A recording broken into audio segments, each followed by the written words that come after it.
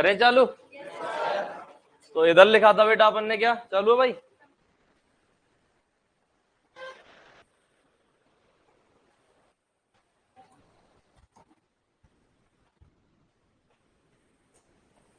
इधर लिखा था बेटा क्या, समसूत्री विभाजन या माइटोसिस। इधर लिखा था अर्धसूत्री विभाजन या फिर मियोसिस। लिखा था क्या नहीं लिखा था, है ना? पहला अंतर पढ़ लिया था कि भाई एक कोशिका से कितनी कोशिकाएं बनेंगी, किसमें? और 1 से 4 किसमें? इसमें 1 से 2, इसमें 1 से 4। इसमें गुणसूत्रों की संख्या, इसमें गुणसूत्रों की संख्या आधी हो जाएगी, याद आ रहा है? इसमें समान रहेगी, इसमें आधी हो जाएगी। फिर क्या लिखा था, ये तुलनात्मक रूप से सरल होगा, ये जटिल होगा। जटिल क्यों होगा? क्योंकि ये 2 फेज में होता है, मियोसिस फर्स्ट और मियोसिस सेकंड, ये एक ही फेज में होता है ना? यही लिखे थे क्या, 3 ही लिखे थे अंतर? चलो चौथे से शुरू करते हैं बेटा। अब एक बात बताओ मुझे कि जो समसूत्री विभाजन है वो द्विगुणित कोशिका में होगा या अगुणित कोशिका में होगा? मेरा क्वेश्चन है कि जो माइटोसिस है, माइटोसिस मतलब समसूत्री विभाजन, होता है द्विगुणित कोशिका में, अगुणित कोशिका में, दोनों में, कोई नहीं? एक क्वेश्चन है मेरा, मियोसिस होता है, सेम ऑप्शन है, द्विगुणित कोशिका में, अगुणित कोशिका में, दोनों में, कोई नहीं? रुक जाओ, ये बताओ मुझे, माइटोसिस वाले द्विगुणित में कौन कौन है, हाथ खड़े करो कि भाई द्विगुणित कोशिका में होगा माइटोसिस। अगुणित कोशिका में होगा कौन कौन है? दोनों में होगा कौन कौन है? बाकी कहाँ है? कहा हो तुम भाई, टोड़ा के कहा है तू? क्या आंसर है, पता नहीं? मियोसिस वाला बताओ चलो। मियोसिस द्विगुणित में होगा कौन कौन है? अगुणित में होगा कौन कौन है? दोनों में होगा कौन कौन है? तुम कहा हो बेटा, तुम कहीं तो होगे तुम लोग, कहीं तो वोट डालो, ऐसे कैसे सरकार बनेगी?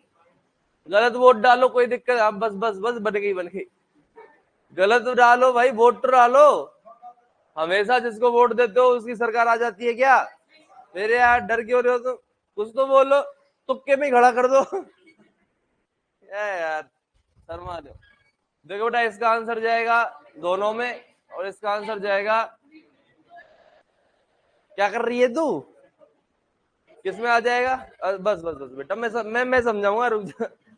वो किसमें, द्विगुणित में, और ये किसमें, दोनों में, है ना? समझेंगे, ऐसे हड़बड़ी मत करो बेटा, है ना? जल्दी का काम किसका होता है, शैतान का। और तुम शैतान नहीं हो, तुम प्यारे प्यारे बच्चे हो, है ना बेटा? तो समझना, समझना बेटा, ये एक कोशिका ले ली अपन ने द्विगुणित, ये कोशिका ले ली अपन ने अगुणित। ये कोशिका कैसी है, द्विगुणित, और ये कोशिका कैसी है, अगुणित। यही तो पूछा है मैंने, कौन सा द्विगुणित में होता है, कौन सा अगुणित में होता है, कौन सा दोनों में होता है। तो पहले द्विगुणित कोशिका में देख लेते हैं दोनों को।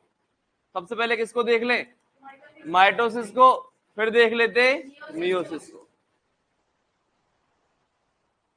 माइटोसिस की और मियोसिस की दो दो शर्तें हैं। माइटोसिस की दो शर्त क्या है कि भाई गुणसूत्रों की संख्या क्या रहेगी, समान। लाला बेटा, मुन्ना सीधा बैठ, ऐसे थोड़ी लेट रहा है यार, आराम से, मजे ही मजे, मजे हो रहा है, आराम, सीधे बैठो, कमर सीधी होनी चाहिए सबकी। फिर कमर लगा रहा है तो कमर लगनी नहीं है, सपोर्ट लेना ही नहीं है, कमर सीधी, क्योंकि जीवन में कंफर्ट तो पढ़ाई गई भाड़ में, समझ रहे हो बेटा? गेट बंद कर दो। तो मैं क्या कह रहा हूं बेटा, माइटोसिस की दो शर्तें, गुणसूत्रों की संख्या समान और एक जनक कोशिका से दो पुत्री कोशिकाएं। भाई समसूत्री में एक से दो कोशिकाएं बनती हैं और गुणसूत्रों की संख्या समान रहती है। अर्धसूत्री में एक से चार पुत्री कोशिकाएं बनती हैं और गुणसूत्रों की संख्या आधी हो जाती है। क्या हो जाती है? आधी हो जाती है। अरे हो जाती है ना, क्लियर है मेरी बात? दो दो शर्तें। तो माइटोसिस में बताओ एक से कितनी कोशिकाएं? एक से कितनी कोशिकाएं? आधे लोग बोल ही नहीं रहे। और मैं भगवान कसम खा रहा हूं, जो जलील करूंगा ना तुम्हें मैं, जो मैं जितने दिन दे रहा हूं उतने दे रहा हूं मैं, जो रगड़ाई होगी ना बेटा और आज ही करूंगा मैं। तुम्हारी यही हालत रही ना, तो तुम पढ़ नहीं रहे हो घर जाके। बच्चे की आवाज से, बच्चे की आंखों में देख के और बच्चे के जवाबों से मैं बता दूं कितना पढ़ रहा है कि नहीं पढ़ रहा हो। समझ रहे हो ना? मैं बहुत खतरनाक आदमी हूँ बेटा। लगता होगा कि ये बेवकूफी करता रहता है, ये हेले ले ले ले ले करता रहता है। मैं हेले ले ले करा दूंगा, तो मैं ध्यान रखना, ठीक है? सारी चीजें कर ली जाएंगी सेट, लेकिन एक चीज है जो सेट नहीं हो सकती, वो है पढ़ाई। समझ रहे हो? मैं रगड़ दूंगा बेटा तुम्हें। मुझे एक ही चीज चाहिए, पढ़ाई। बाकी तुम कुछ ही करो, भाड़ में जाओ, मर जाओ कहीं जाके। यहाँ पढ़ के आओ पर मेरे पास। जितना पढ़ा दिया गया वो तुम्हें आना चाहिए। तुम्हें आगे का नहीं आता, जो तुमने नहीं पढ़ा तुम्हें नहीं आता, कोई दिक्कत नहीं है, भाड़ में जाने दो, कोई फर्क नहीं पड़ता मुझे उस चीज से। लेकिन जो पढ़ा दिया और तुमने उसका जवाब नहीं दिया, भाई पढ़ा दिया, तुमने पूछा भी नहीं तुम्हारी समझ में आया कि नहीं आया, मतलब आ गया। आ गया तो तुम्हें आना चाहिए, तुम्हें नहीं आ रहा तो तुम रगड़े जाओगे। गुंडा आदमी हूं मैं, पंखे टांग दूंगा, ध्यान रखना। चार जनों को एक साथ गड़े गड़े गड़े गड़े गड़े गड़े गड़े गड़े गड़े गड़े गड़े गड़े। बताऊं आजा कौन से को बताना है? क्या नाम तेरा? खड़ा हो, खड़ा हो जा। क्या नाम है तेरा? भरतपुर कोई तो तो जैसे सुधारे है मैंने। क्या नाम तेरा है? जितेंद्र ला नाम और जोर को तेरा तो है। बता बेटा, तो शुरू से ही पढ़ रहा है? पढ़ रहा है कि नहीं पढ़ रहा? बता, गुणसूत्र में सेंट्रोमियर पढ़ा था? क्या होता है सेंट्रोमियर? बस यही स्थिति गंभीर है। समझ रहा है ना? स्थिति कहाँ गंभीर है? यहाँ। लुटिया कहाँ डूबी? लुटिया यहीं डूबी। समझ रहे हो? समझ रहे हो बेटा?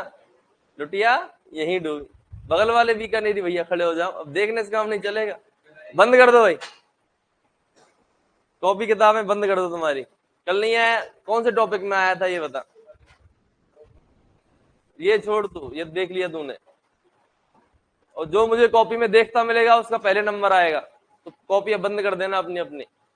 बता बेटा, कौन सा टॉपिक पढ़ा है तूने?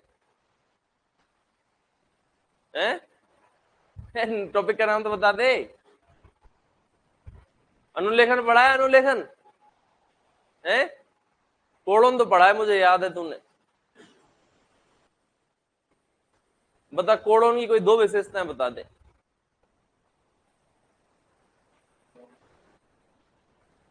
उससे क्या पूछ रहा है? वो तो खुद की माटी पलीत है उसकी, तो खुद की लुटिया डूब गई उसकी तो अंदर कुएं में।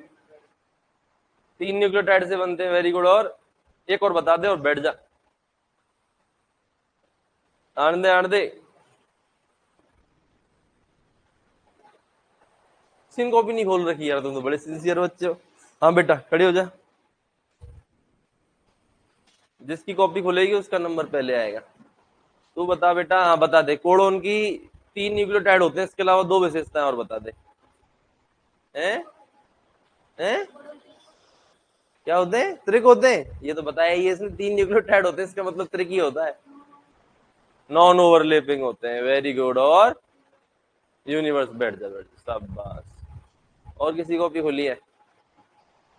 हाँ भरतपुर खड़ा हो। अरे तू तो यार खड़ा हो बेटा, शाबाश।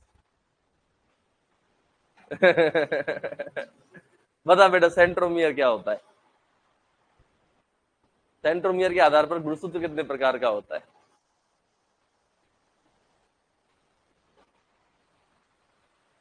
अक्कड़ बक्कड़ बम्बे वो, 80 90 पूरे 100। इससे तो नहीं मुझे बोला आदमी। किससे हुआ? टोड़ा खड़ा हो बेटा, तुझे तो रगड़ूंगा मैं। खड़ा हो, बता बेटा। सेंट्रोमियर की स्थिति के आधार पर गुणसूत्र कितने प्रकार के हैं?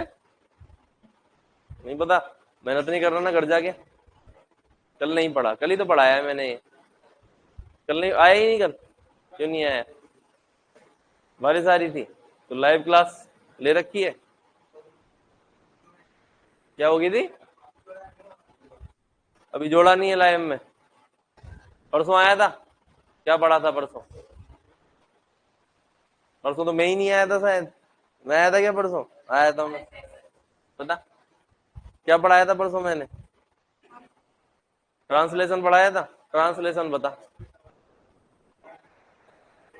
आरएनए से प्रोटीन का निर्माण, प्रोटीन किसका बहुलक होती है? अमीनो अम्लों के मध्य कौन सा बंध बनता है? बैठ जा, सब बस तेरे से उम्मीद है बेटा, है ना, ऐसे जवाब मिलने चाहिए मुझे। हाँ भाई, अब भी बालों में हाथ डाल रहा है, क्या है ऐसा जो तू हाथ डाले जा रहा है?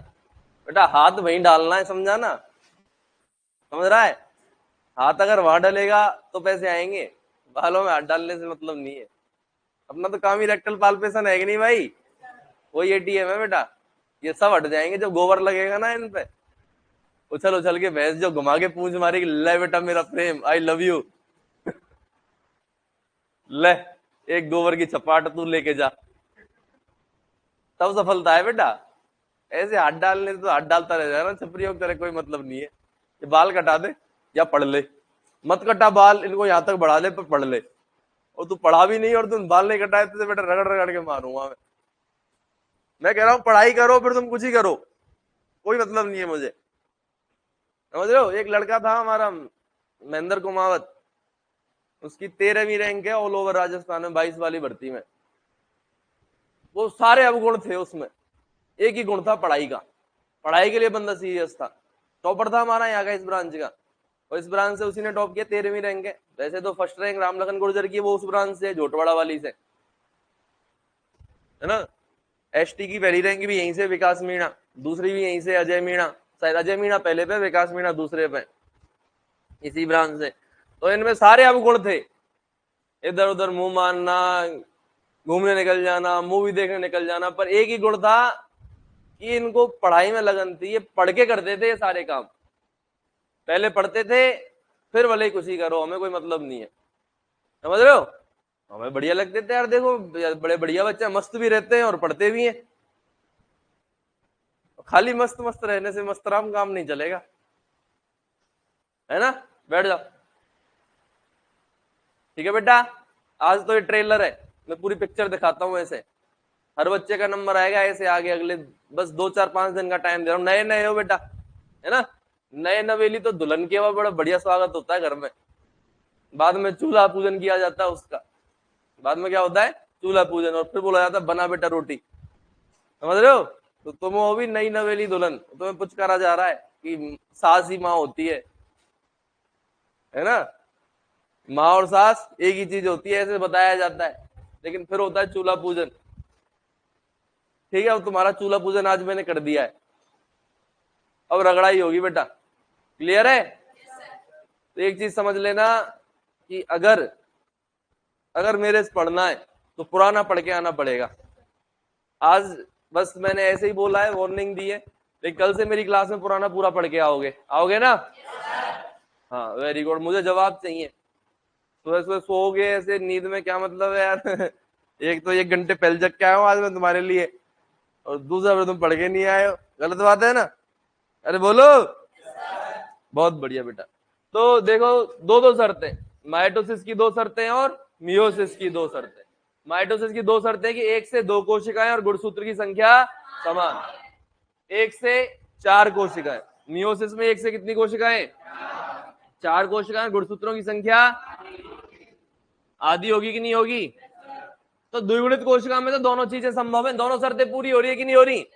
2n से 2n 1 से 2, 2n से nn आधी हो गई, और 1 से 4, मतलब इसमें द्विगुणित जनक कोशिका के अंदर माइटोसिस और मियोसिस दोनों संभव है कि नहीं?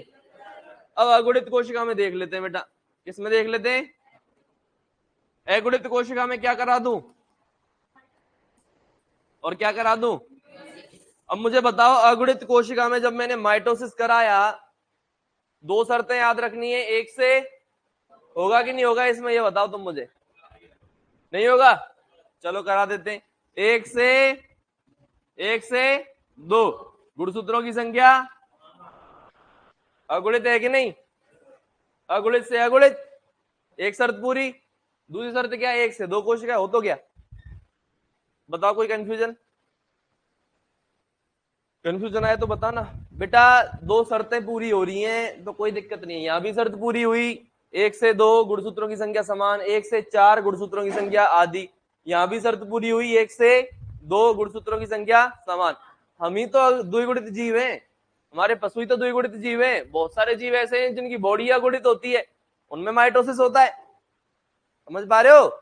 बहुत सारे ऐसे जीव हैं जिनकी बॉडी ही अगुणित होती है, उनके अंदर विभाजन कौन सा होता है? माइटोसिस ही होता है। एक से दो कोशिकाएं, गुणसूत्रों की संख्या समान।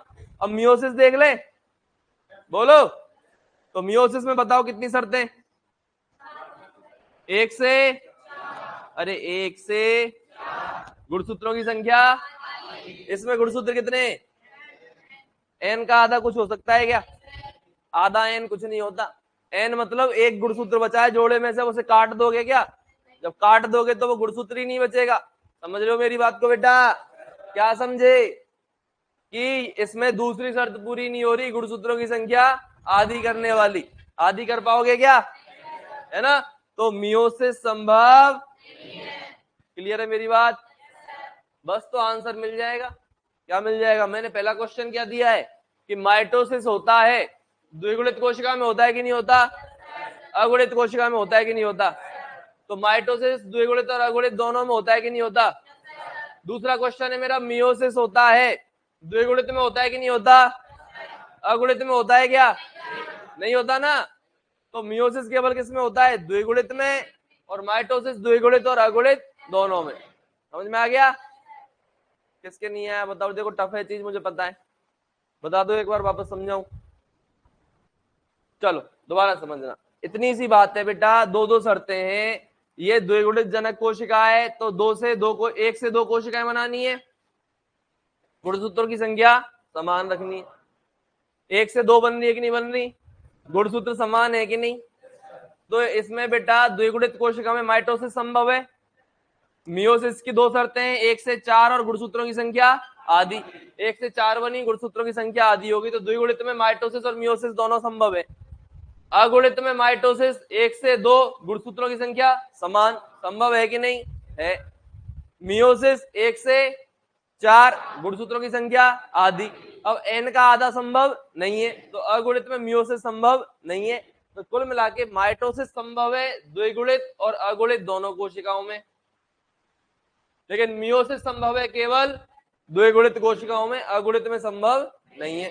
यही तो मैंने प्रश्न लिखा है कि माइटोसिस होता है द्विगुणित और अगुणित दोनों में, मियोसिस होता है केवल अगुणित में। क्यों नहीं हो रहा? क्योंकि एन का आधा कुछ होता ही नहीं है। समझ में आया? अरे है ना। तो समसूत्री किस में होता है बेटा?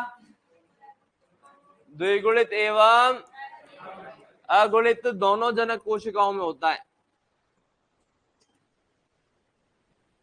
अरे होता है ना। और ये केवल द्विगुणित कोशिका में होता है। ये केवल किस में होता है? द्विगुणित कोशिका में होता है। होता है कि नहीं होता? अरे बोलो। चलिए साहब, ये चौथा पॉइंट हो गया। अगला पॉइंट आता है बेटा उदाहरण का। किसका? ये सारे अंतर हो गए आपके, अगला आएगा उदाहरण का। तो उदाहरण के लिए याद रखना, उदाहरण इंपॉर्टेंट है सबसे ज्यादा, है ना? उदाहरण के लिए मैं आपको बता देता हूं कि शरीर में जितनी भी कायिक कोशिकाएं, शरीर में जितनी भी कायिक कोशिकाएं समझते हो बेटा? सोमेटिक सेल इंग्लिश में बोलते हैं इनको। उनमें पाया जाता है समसूत्री विभाजन। और जितनी भी जनन कोशिकाएं हैं, जनन कोशिका मतलब जर्म सेल, जनन कोशिका मतलब जर्म सेल, जितनी भी जनन कोशिकाएं हैं उनमें पाया जाता है अर्धसूत्री विभाजन। अब समझना, क्या तो सोमेटिक सेल है और क्या जर्म सेल है। पहले मैं कायिक कोशिकाओं को आपको बताऊं कि नाम में काया आ रही है कि नहीं आ रही, काया। अरे कायिक कोशिकाओं में काया आ रही है कि नहीं आ रही? काया मतलब पूरी बॉडी, काया मतलब पूरी बॉडी। तो पूरी बॉडी में कायिक कोशिकाएं मिलती हैं। सीक्रेट बात बताइए मैंने, पूरी कोशिका में कायिक पूरे शरीर में कायिक कोशिकाएं ही मिलती हैं। जनन कोशिकाएं तो केवल नर में तो पाई जाएंगी, वृषण की सेमिनिफेरस ट्यूब्यूल में, वृषण की सेमिनिफेरस ट्यूब्यूल में। और अंडाशय के अंदर जो है किसमें, मादा में पाई जाएंगी क्या, जनन कोशिकाएं। अरे जो कोशिकाएं अंडा बना रही हैं मादा में और शुक्राणु बना रही हैं नर में, तो अंडा बनता है अंडाशय के अंदर और शुक्राणु बनता है वृषण के अंदर।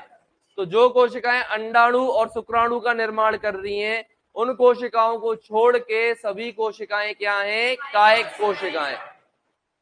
केवल दो कोशिकाएं शरीर में जनन कोशिकाएं, नर में वृषण के अंदर और मादा में अंडाशय के अंदर। बाकी शरीर में सारी कोशिकाएं क्या हैं, क्या है बेटा, कायिक कोशिका। अरे बोलो।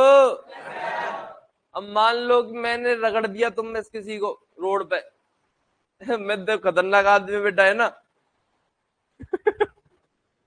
है कि नहीं बेटा? तो क्या किया, रगड़ दिया अपने, इसको ले लिया अपन ने, हीरो को। तो हीरो को क्या किया, ये ऐसे घूम रहा था यूं लहरें देते हुए, है मैं ही और मैं ही तोपों की तोप महातोप। तो मैं देखो पता ही है, मेरे को पसंद नहीं, मेरा चेला, मेरा विद्यार्थी, मेरा प्रिय विद्यार्थी ऐसी हरकत करे, पसंद आएगा क्या? मैंने क्या किया, वहीं रगड़ दिया रोड पे। रोड पे रगड़ा तो घाव बने कि नहीं बने? अरे कंकड़ियां पड़ी हुई थी, यूं करके इसके दोनों हाथ पकड़ के यूं रगड़ा है चारों तरफ रोड पे।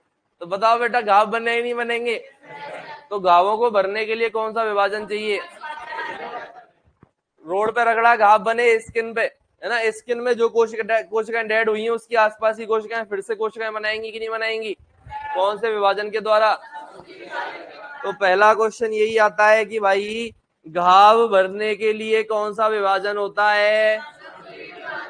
तुम तो इतना याद रखो, शुक्राणु अंडाणु बनाने के अलावा जो भी विभाजन होगा वो कौन सा होगा? समसूत्री। घाव भरो चाहे कुछ ही भरो, कौन सा विभाजन है? और क्या होगा बेटा? मैं अगर पूछूं तुमसे वृद्धि के लिए, किसके लिए? बेटा मैं आज का नहीं हूं, मैं बहुत पुराना हूं। मैं आज का नहीं हूं, मैं बहुत पुराना हूं। तो बेटा जब तुम पैदा हुए थे ना, इनने से थे, है ना? मैंने यूं खिलाया तो मैं ओले ले मेरा बेटा वो पढ़ेगा, LHC बनाऊंगा, मेरा बेटा ऐसे करे खिलाया मैंने तुमको। तुम्हें लगता होगा कि ठीक है ये मास्टर तो कोई ना, ये तो अभी का आजकल कल परसों का ये बनना, बहुत पुराना हो बेटा, बताया है ये मैंने। ये जो निशान है ना बेटा, ये सूरवीरों की निशानी है। हल्दी घाटी का युद्ध हुआ था तो महाराणा प्रताप का बेटा सेनापति था, मुख्य सेनापति, जो रगड़ा मैंने अकबर की सेना को उलट पुलट कर दिया था मैंने बेटा, समझ रहे हो? अब तो मैंने रूप परिवर्तित कर लिया, नाम परिवर्तित कर लिया, सब परिवर्तित कर लिया। अब ऐसे पुराने नाम थोड़ी चलेंगे बेटा आजकल। अरे बोलो। तो मैंने ऐसे करे खिलाया तुम्हें, है ना? तो इनने से थे चूजे से, है ना? और देखो कितने बड़े बड़े हो गए तुम, हो गए कि नहीं हो गए? तो बेटा तभी तो मैं कुछ ही बोल देता हूँ तुमको, अरे है कि नहीं? मैं आज का हूं ही नहीं, मैं बहुत पुराना हूँ। अरे बोलो। बहुत बढ़िया बेटा। तो इनमें से थे, इतने बड़े हो गए, कौन से विभाजन से हुए? समझ रहे हो ना? वृद्धि के लिए। शरीर में अगर वृद्धि करानी है लल्लू, शरीर में अगर वृद्धि करानी है तो कौन सा विभाजन कराना पड़ेगा? समसूत्री विभाजन कराना पड़ेगा, ठीक है ना? और आज हमारी वृद्धि रुक गई है क्या? छोटे से थे तब से चलो बड़े हुए, बड़े हुए लंबाई बढ़ गई साहब, तो लंबाई रुक गई, तो वृद्धि रुक गई क्या? क्यों, वृद्धि हो रही है क्या? बड़े हो रहे हो क्या तुम? रुक गई? नहीं रुकी? कैसे नहीं रुकी फिर बताओ, थोड़ा जस्टिफाई करो इस सेंटेंस को। बिल्कुल सही बोला, वृद्धि, वृद्धि जब तक मरते नहीं तब तक नहीं रुकती। बूढ़े बाबा की भी वृद्धि हो रही है, पर कैसे? Very good. अरे भाई सेल डिवीजन तो होता रहेगा शरीर में। कुछ देखो सेल, ये स्किन की बात कर लेते हैं केवल अपन, स्किन की सेल भी डेड होती है कि नहीं होती? एक आदमी को मान लो मैं एसी कमरे के अंदर बंद कर दूं, कोई उसमें धूल का कण भी नहीं जा सकता है, तो क्या उसके मैल नहीं उतरेगा? उसको नहलाया नहीं हमने 15 दिन, मैल उतरेगा कि नहीं उतरेगा? उतरेगा, क्योंकि मैल वो मिट्टी का नहीं होता बेटा, मिट्टी का होता है वो अलग है, लेकिन उसमें ज्यादा डेड सेल्स होती हैं।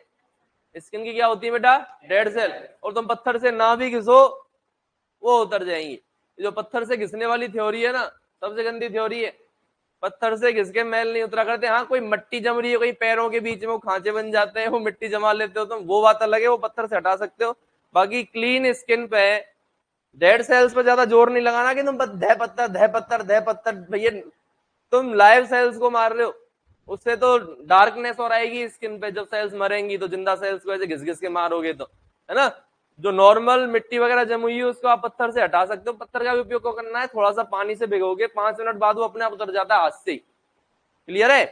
पत्थर से घिसने वाली थ्योरी सबसे गंदी है, ये स्किन को नुकसान पहुंचाती है ना, सेंसिटिव हो जाती है, ओवर सेंसिटिव स्किन हो जाती है, एलर्जी की प्रॉब्लम होने लग जाती है।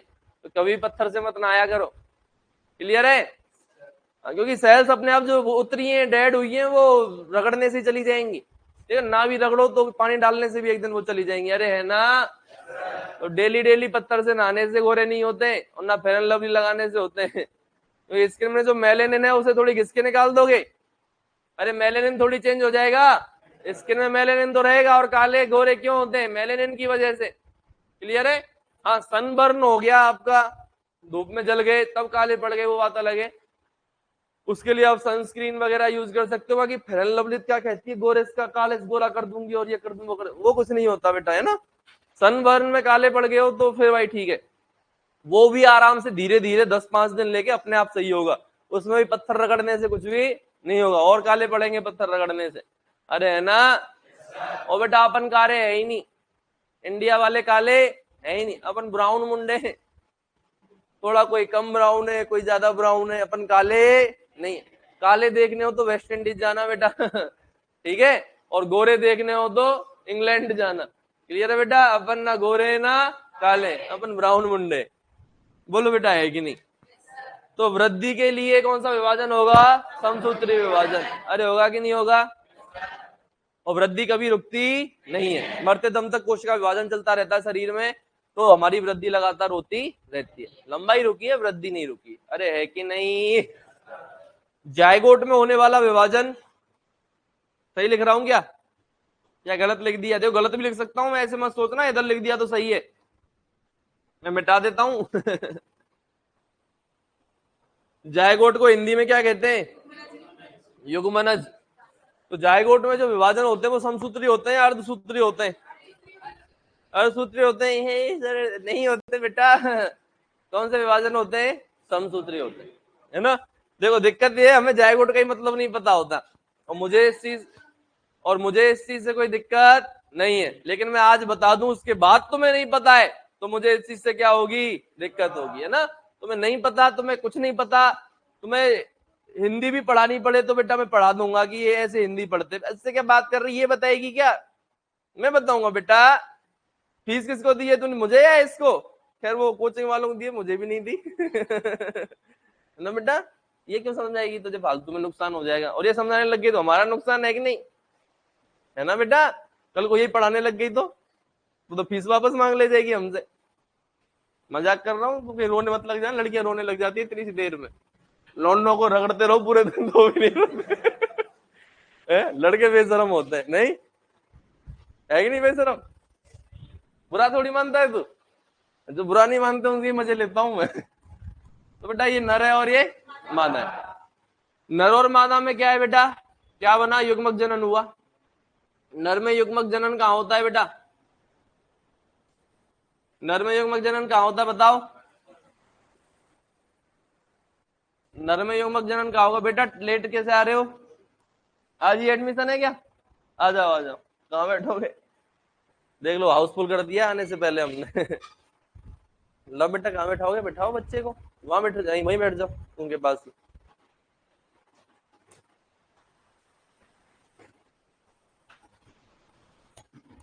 युग्मक जनन, तो नर के अंदर युग्मक जनन कहाँ होता है? वृषण में, और मादा के अंदर अंडाशय में। तो युग्मक जनन हो जाएगा तो क्या बनेगा बेटा? नर के अंदर तो स्पर्म बनेगा और मादा के अंदर ओवम बनेगा। ये भी अगुणित और ये भी अगुणित, अरे है ना। और युग्मक जनन में कौन सा विभाजन होता है? युग्मक जनन के लिए कौन सा विभाजन होता है? मियोसिस या फिर अर्धसूत्री विभाजन। गुणसूत्र नर कैसा था बेटा? द्विगुणित। मादा भी कैसी है? द्विगुणित। हम सब कैसे हैं? द्विगुणित। हमारी गाय कैसी है? द्विगुणित। हमारी भैंस कैसी है? द्विगुणित। सारे जानवर अपने कैसे हैं? द्विगुणित। अरे है कि नहीं? लेकिन युग्मक कैसा होता है? अगुणित। मतलब गुणसूत्र आधे किए कि नहीं किए? क्यों?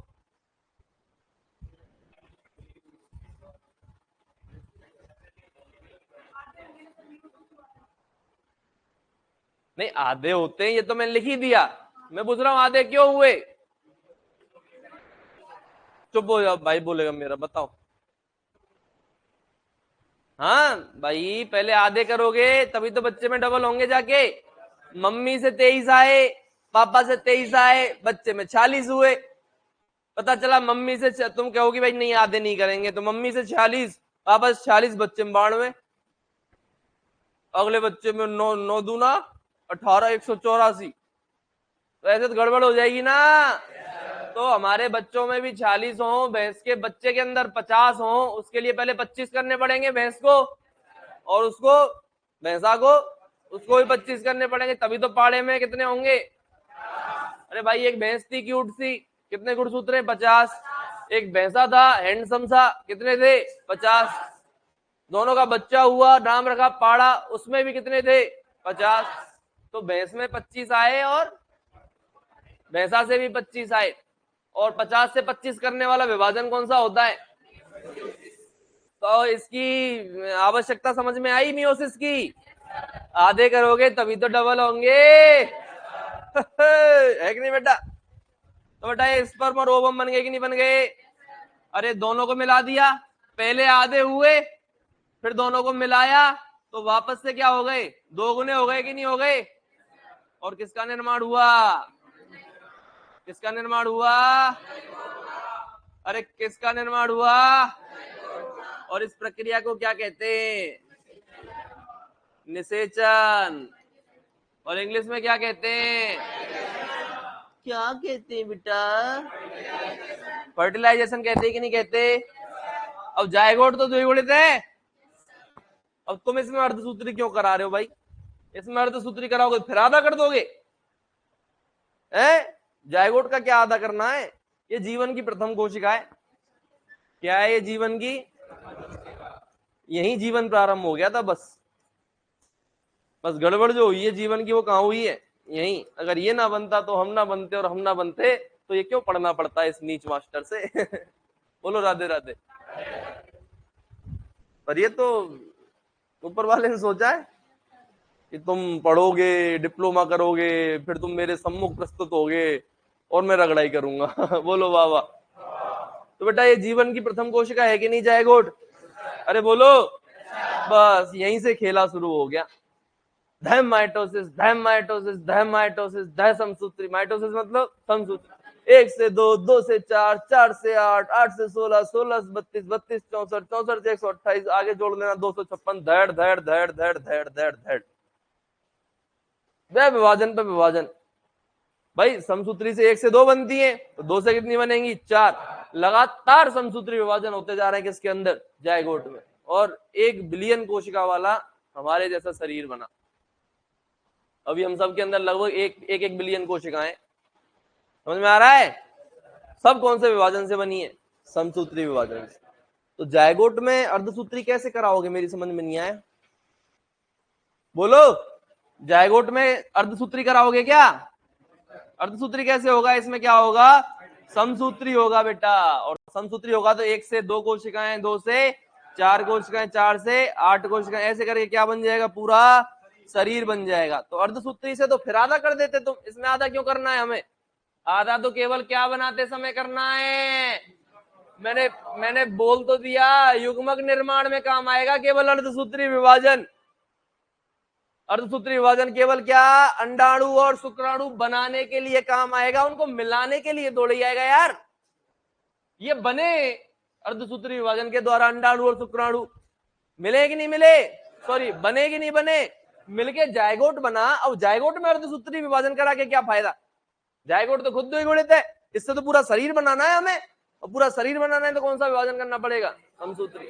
आ गया समझ में? Very good. अब फीस तो नहीं मांगेगी वापस है कितना गुरुजी? फीस तो वापस चाहिए। तो जायगोट में होने वाले विभाजन बताओ। कौन से विभाजन होंगे बेटा? और भी छोटे मोटे एग्जाम्पल आ सकते हैं। हेयर ग्रोथ के लिए, अरे बाल बड़े होते हैं कि नहीं होते? नाखून बड़े होते हैं कि नहीं होते? अरे बोलो। नाखूनों की वृद्धि, है ना, ये सब वृद्धि के ही भाग हैं। लंबाई में वृद्धि, है ना, सारी चीजें जो हो रही हैं, सारे विभाजन जो शरीर में हो रहे हैं वो कौन से हो रहे हैं? समसूत्री हो रहे हैं। केवल किसको छोड़ के? अंडाणु और शुक्राणु के निर्माण को छोड़ के। कॉन्सेप्ट क्लियर रखना दिमाग में, निर्माण की बात कर रहा हूं तो निर्माण की कर रहा हूं। उससे आगे फिर वो मिलके जायगोट बना के समसूत्री कर रहे हैं, वो अलग बात है। अरे है कि नहीं? अरे ही ना बेटा। अर्धसूत्री विभाजन बता दो कहां होगा? अंडाणु और शुक्राणु के निर्माण में। तो पहले क्या लिख दूं मैं? अंड जनन के लिए, अरे बोलो, अंड जनन जो कराता है वो कौन कराता है? कौन सा विभाजन कराता है? अर्धसूत्री विभाजन। इंग्लिश में क्या बोलते हैं? ऊजेनेसिस। क्या बोलते हैं बेटा? ऊजेनेसिस। अरे है कि नहीं? कौन सी कोशिका में होता है? उगोनिया। कौन सी कोशिका में होता है? उगोनिया। उगोनिया कहाँ मिलती है? ओवेरी के अंदर। कहाँ मिलती है? ओवेरी के अंदर। ओवेरी के अंदर जो उगोनिया है वो कैसी है? द्विगुणित या अगुणित? इसके अंदर क्या हुआ? क्या हुआ? मियोसिस। इससे क्या बना? ओवम। ओवम कैसा है? अगुणित। ओवम कैसा है? अगुणित। उगोनिया कैसी है? द्विगुणित। तो ये तो मैंने बताई दी, अर्धसूत्री विभाजन केवल किस में होता है? द्विगुणित में। निर्मित क्या होती है? अगुणित। तो कॉन्सेप्ट दिमाग में बिठाने पड़ेंगे, अब रटने से काम नहीं चलेगा। कॉलेज तक हमारी आदत बनी हुई रटले रटले, अर्धसूत्री आते ही अगुणित याद आता है ना? शुक्राणु अंडाणु से रिलेटेड कोई चीज है तो अर्धसूत्री याद आता है। अभी बोल रहे थे ना जायगोट में अर्धसूत्री, शुक्राणु अंडाणु मिलने से ही तो बनाए जायगोट। बेटा जायगोट बाद की चीज है, मैं बोल रहा हूँ शुक्राणु अंडाणु निर्माण के लिए अर्धसूत्री चाहिए, उसके बाद नहीं चाहिए। शुक्राणु अंडाणु मिलकर जायगोट बना लिया, शरीर की प्रथम कोशिका, उसके अंदर तो दह समसूत्री और दह समसूत्री होंगे, फिर पूरा शरीर निर्मित होगा। समझ में आ रहा है? और अर्धसूत्री विभाजन की जो पुत्री कोशिकाएं बनती हैं वो अगुणित होती हैं, लेकिन जो जनक कोशिकाएं वो क्या होगी? मतलब जिससे पुत्री कोशिकाएं बनती हैं वो द्विगुणित है, उसमें अर्धसूत्री विभाजन हुआ है, फिर हमारी पुत्री कोशिकाएं क्या बनी है? अगुणित। तो बेटा शब्दों को पहचानना सीखें, शब्दों को पकड़ना सीखें। पेपर घुमा के आता है पेपर, अब वो सीधा सीधा लल्लू टाइप का नहीं आता, समझ रहे हो? तो 2018 में आया करता था। अब पेपर कहता है कि दिखाएंगे हम तुम्हें हम क्या हैं। ऐसे मजाक में ले लिए थे क्या? लप्पू सा पेपर थोड़ी है। अरे बोलो। अब हम वो नहीं है जो लेवल लेवल किया करते थे, अब हम आते लेवल से। कौन कह रहा है? पेपर लेवल का पेपर आता है बेटा। अरे बोलो ना। दूसरा क्या आ जाएगा? कौन सा जनन? इंग्लिश में क्या बोलते हैं? स्पर्मेटोजेनेसिस। क्या बोलते हैं बेटा? स्पर्मेटोजेनेसिस। ये किस में होता है? स्पर्मेटोगोनिया। स्पर्मेटोगोनिया कैसी होती है? इसमें क्या कराया? मियोसिस से क्या बना? कैसा होगा? गुणित या द्विगुणित? होगा कि नहीं होगा? कहाँ होता है ये? वृषण के अंदर होता है। कहाँ होता है? वृषण के अंदर। तो बेटा अंड जनन और शुक्र जनन के लिए कहाँ होता है? कहाँ हो रहा है बेटा? ये केवल जनन कोशिकाओं में। इसमें ये उगोनिया और स्पर्मेटोगोनिया दोनों क्या है? जनन कोशिकाएं। क्या है दोनों? जनन कोशिकाएं। तभी तो ये अंडा से पाई जा रही है और ये टेस्टिस में। और ये कहाँ हो रहा है? किसमें? अरे बोलो ना। केवल किसमें? कायिक कोशिका। कायिक कोशिका को इंग्लिश में क्या बोलते हैं? Somatic cells. और जनन कोशिका को इंग्लिश में क्या बोलते हैं? Germ cells. अरे है ना, लिखो फटाफट।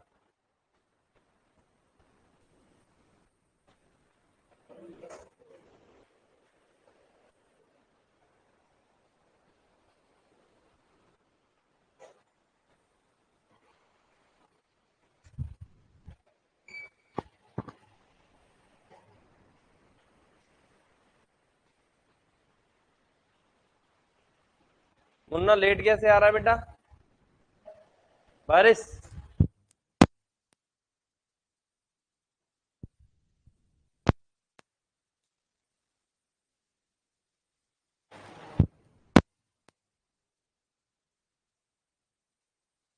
वही है क्या?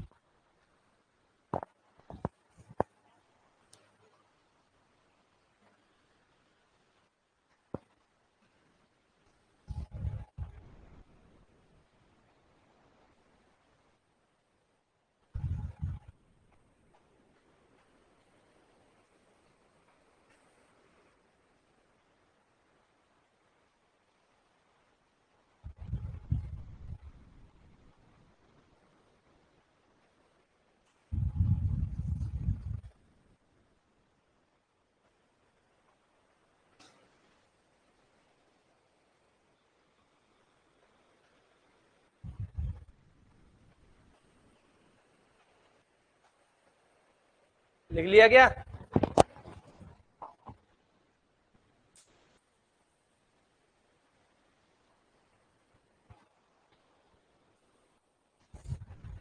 घर जाके पढ़ाई शुरू कर दी ईमानदारी से?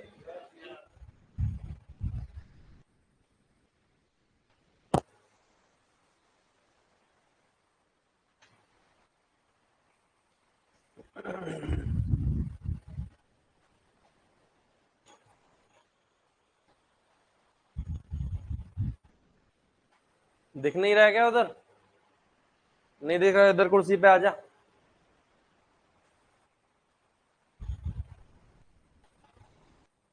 ये तो कुर्सी दे रहा हूँ यार, कुर्सी की तो लड़ाई है जिंदगी में।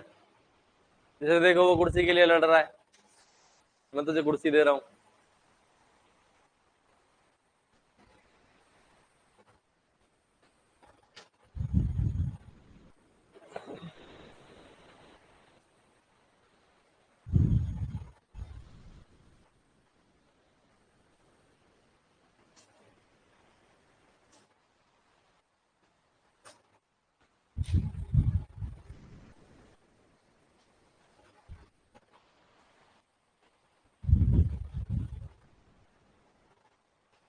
चले?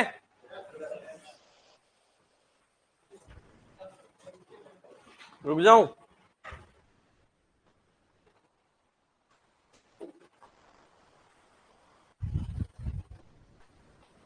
थर्टीन है क्या?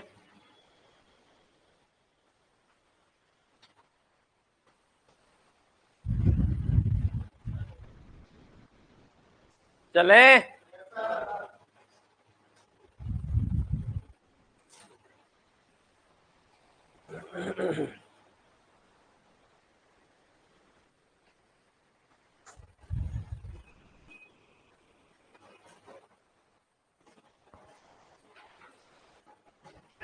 जल्दी लिखा करो यार, ये लिखने में बहुत टाइम लेते हो तुम। समझने में टाइम ज्यादा लेंगे अपन, लिखने में इतना टाइम वेस्ट नहीं करेंगे। चले? बात मत करे तो नीच आदमी। ये भी लिखो बॉक्स बना के।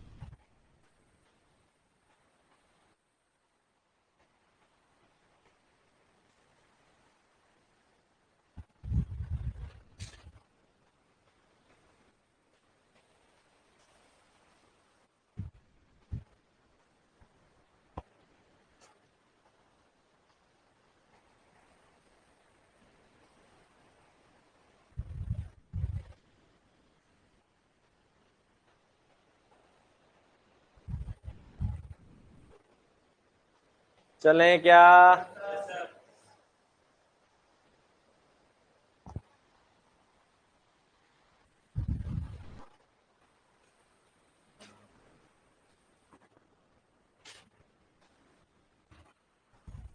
ये क्वेश्चन लिखो फटाफट। सांचौर से राम राम, सांचौर कॉलेज के स्टूडेंट हैं यहाँ। भगवान, सचिन और पवन। कौन कौन है? भगवान, सचिन और पवन। तू भगवान है, ये पवन है, सचिन ऊपर है। ज्यादा ऊपर तो नहीं है ना? तेरा दोस्त है ये, रामनागर बाड़मेर।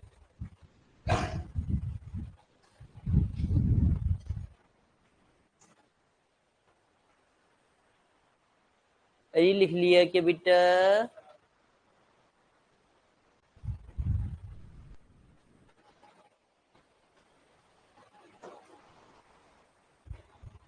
करें शुरू?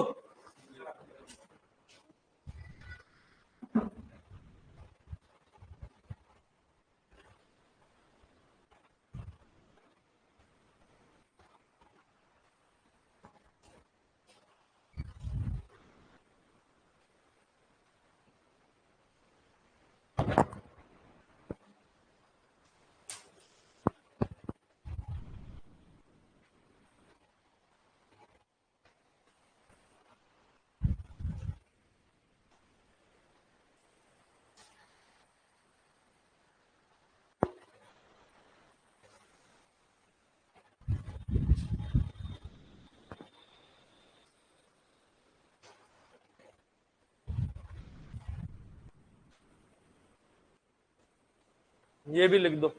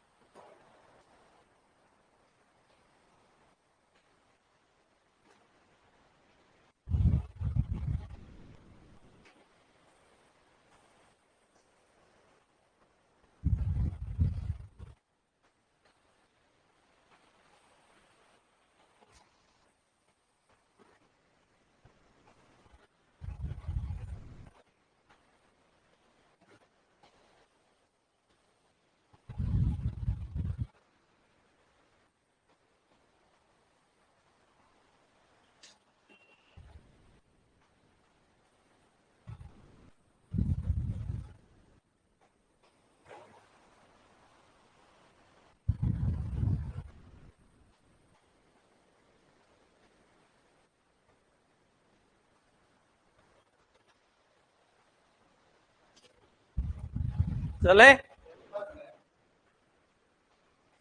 4 गोले तो खींचने हैं यार।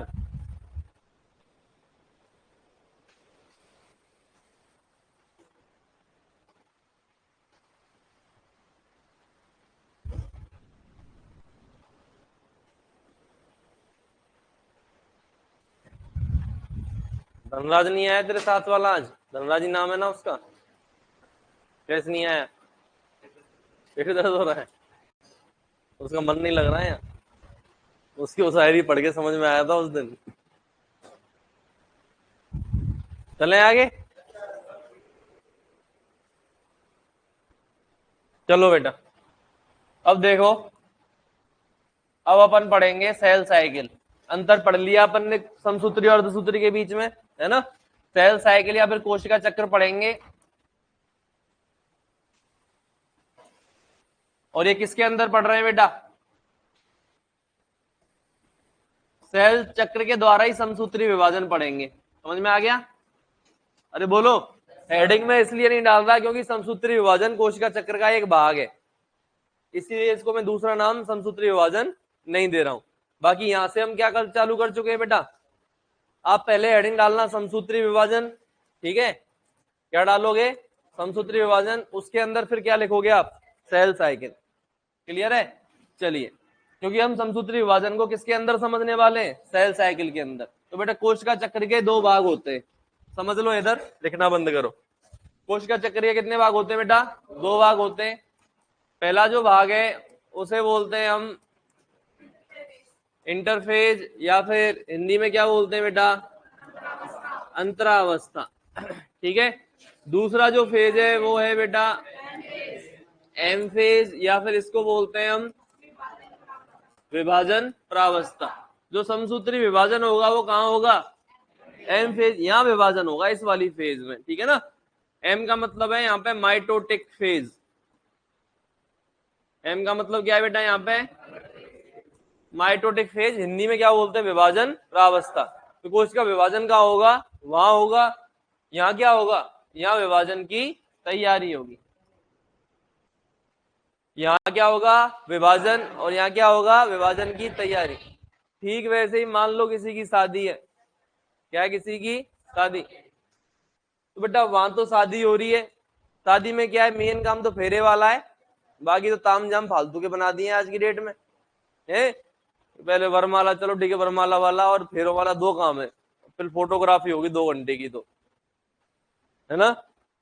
अलग अलग आएंगे, ताऊ ताई पहले अलग आएंगे, कपल फोटो होगा इनके साथ, फिर बच्चे आएंगे, फिर बच्चों के बच्चे आएंगे, ताऊ ताई के ही 3-4 बार फोटो होंगे, है ना? पूरे रिश्तेदार 2 घंटे ले जाते हैं।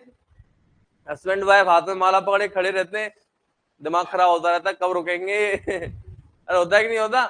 जिनकी शादी हो गई उनको पता है, ऐसा होता है। नहीं हुई है बेटा, पढ़ लेना तभी पता लगेगा। समझ रहे हो बेटा? अरे है ना लौंडो, स्थिति गंभीर है बेटा, पढ़ लेना। अरे है ना? Very good. तो मैं क्या कह रहा हूं बेटा, यहाँ विभाजन की तैयारी है, यहाँ विभाजन होगा ठीक वैसे ही जैसे यहाँ शादी की तैयारी हो रही है और यहाँ क्या हो रही है, शादी। यहाँ फेरे पड़ रहे हैं और ये शादी की जो रात है उससे पहले की बात है, ये शादी की जो रात है उससे पहले की बात है। शादी में तो क्या है बेटा, चट मंगनी पट ब्याह हो जाता है कि नहीं हो जाता? अरे बोलो, समय किस में लगता है? शादी की तैयारी। अरे है कि नहीं? तुम ही बताओ, शादी की तैयारी में ज्यादा टाइम लगता है या फिर शादी होने में? तैयारी में 2 3 4 6 महीने पहले से लग जाते हैं। 6 महीने पहले पहले मैरिज गार्डन बुक होगा, है, मैरिज गार्डन को देख के आएंगे, पूरी मेन्यू उसको बता के आएंगे, ये बनाना है शादी के अंदर तुझे। अरे बोलो, कार्ड छपाई, डीजे वाला, घोड़ी वाला, घोड़ा वाला, है ना, सारे बुक होंगे कि नहीं होंगे बेटा? फूफा को मनाना, फूफा भी तो रूठा हुआ रहता है, सबसे पहला कार्ड फूफा को ही जाता है, फिर जीजा को जाता है। अरे जाएगा कि नहीं जाएगा? तो ये सारे ताम झाम चलते ही नहीं चलते बेटा, और दुनिया भर के काम, ये तो मैंने 2 4 काम गिनाए। तो 6 महीने पहले से तैयारी शुरू हो जाती है शादी की। और शादी में क्या है, चट मंगनी बट एक रात का खेल है कि नहीं बेटा, ये बताओ? अरे बोलो, एक रात में खेल खत्म है कि नहीं? अरे है कि नहीं? तो बेटा फेरों की बात कर रहा हूँ, तुम जाने कौन सी रात में पहुंच जाते हो यार तुम। मैं बेटा फेरों वाली रात की बात कर रहा हूँ, मुझे उसके बाद से मतलब नहीं है, तुम जाने कहाँ चले गए। तो बेटा बताओ, कौन सी रात में टाइम लगेगा, यहाँ या फिर ये रातें काली होंगी? वक्त कहाँ ज्यादा लगेगा? तैयारी में टाइम ज्यादा लगेगा ना, तो विभाजन में ज्यादा समय लगेगा या विभाजन की तैयारी में? एनसीईआरटी की एक लाइन लिखी हुई है कोशिका विभाजन के अंदर, 11वीं क्लास की एनसीईआरटी में बायोलॉजी की में, कि मनुष्य की कोशिका में कोशिका चक्र 24 घंटे का चलता है, जिसमें से 23 घंटे अकेले इंटरफेज ले जाती है। 23 घंटे से भी अधिक का समय इंटरफेज ले जाती है, ऐसे लिखा हुआ है, समझ लो। 24 में से 23 घंटे अगर इंटरफेज ले जा रही तो लगभग 99% भाग किसमें गुजर रहा है? अरे बोलो ना, 99% हो गए क्या? 24 में से 23 नहीं है, 99 थोड़ी हुए, लगभग 90% ज्यादा पार्ट कौन ले गई बेटा? तो अधिकतम समय कौन खा जाती है बेटा? इंटरफेज, है ना। तो क्या लगता है, अधिक समय लगता है। अल्ले क्या लगता है? अधिक समय लगता, लगभग 90% से ज्यादा समय जो है कोशिका चक्र का वो कौन ले जाती है? इंटरफेज। यहाँ क्या लगता है बेटा, कम समय लगता है कि नहीं लगता? अरे बोलो। अब एक बात बताओ, जो दूल्हे का या दुल्हन का बाप है वो शादी वाले दिन ज्यादा सक्रिय रहेगा या फिर पहले?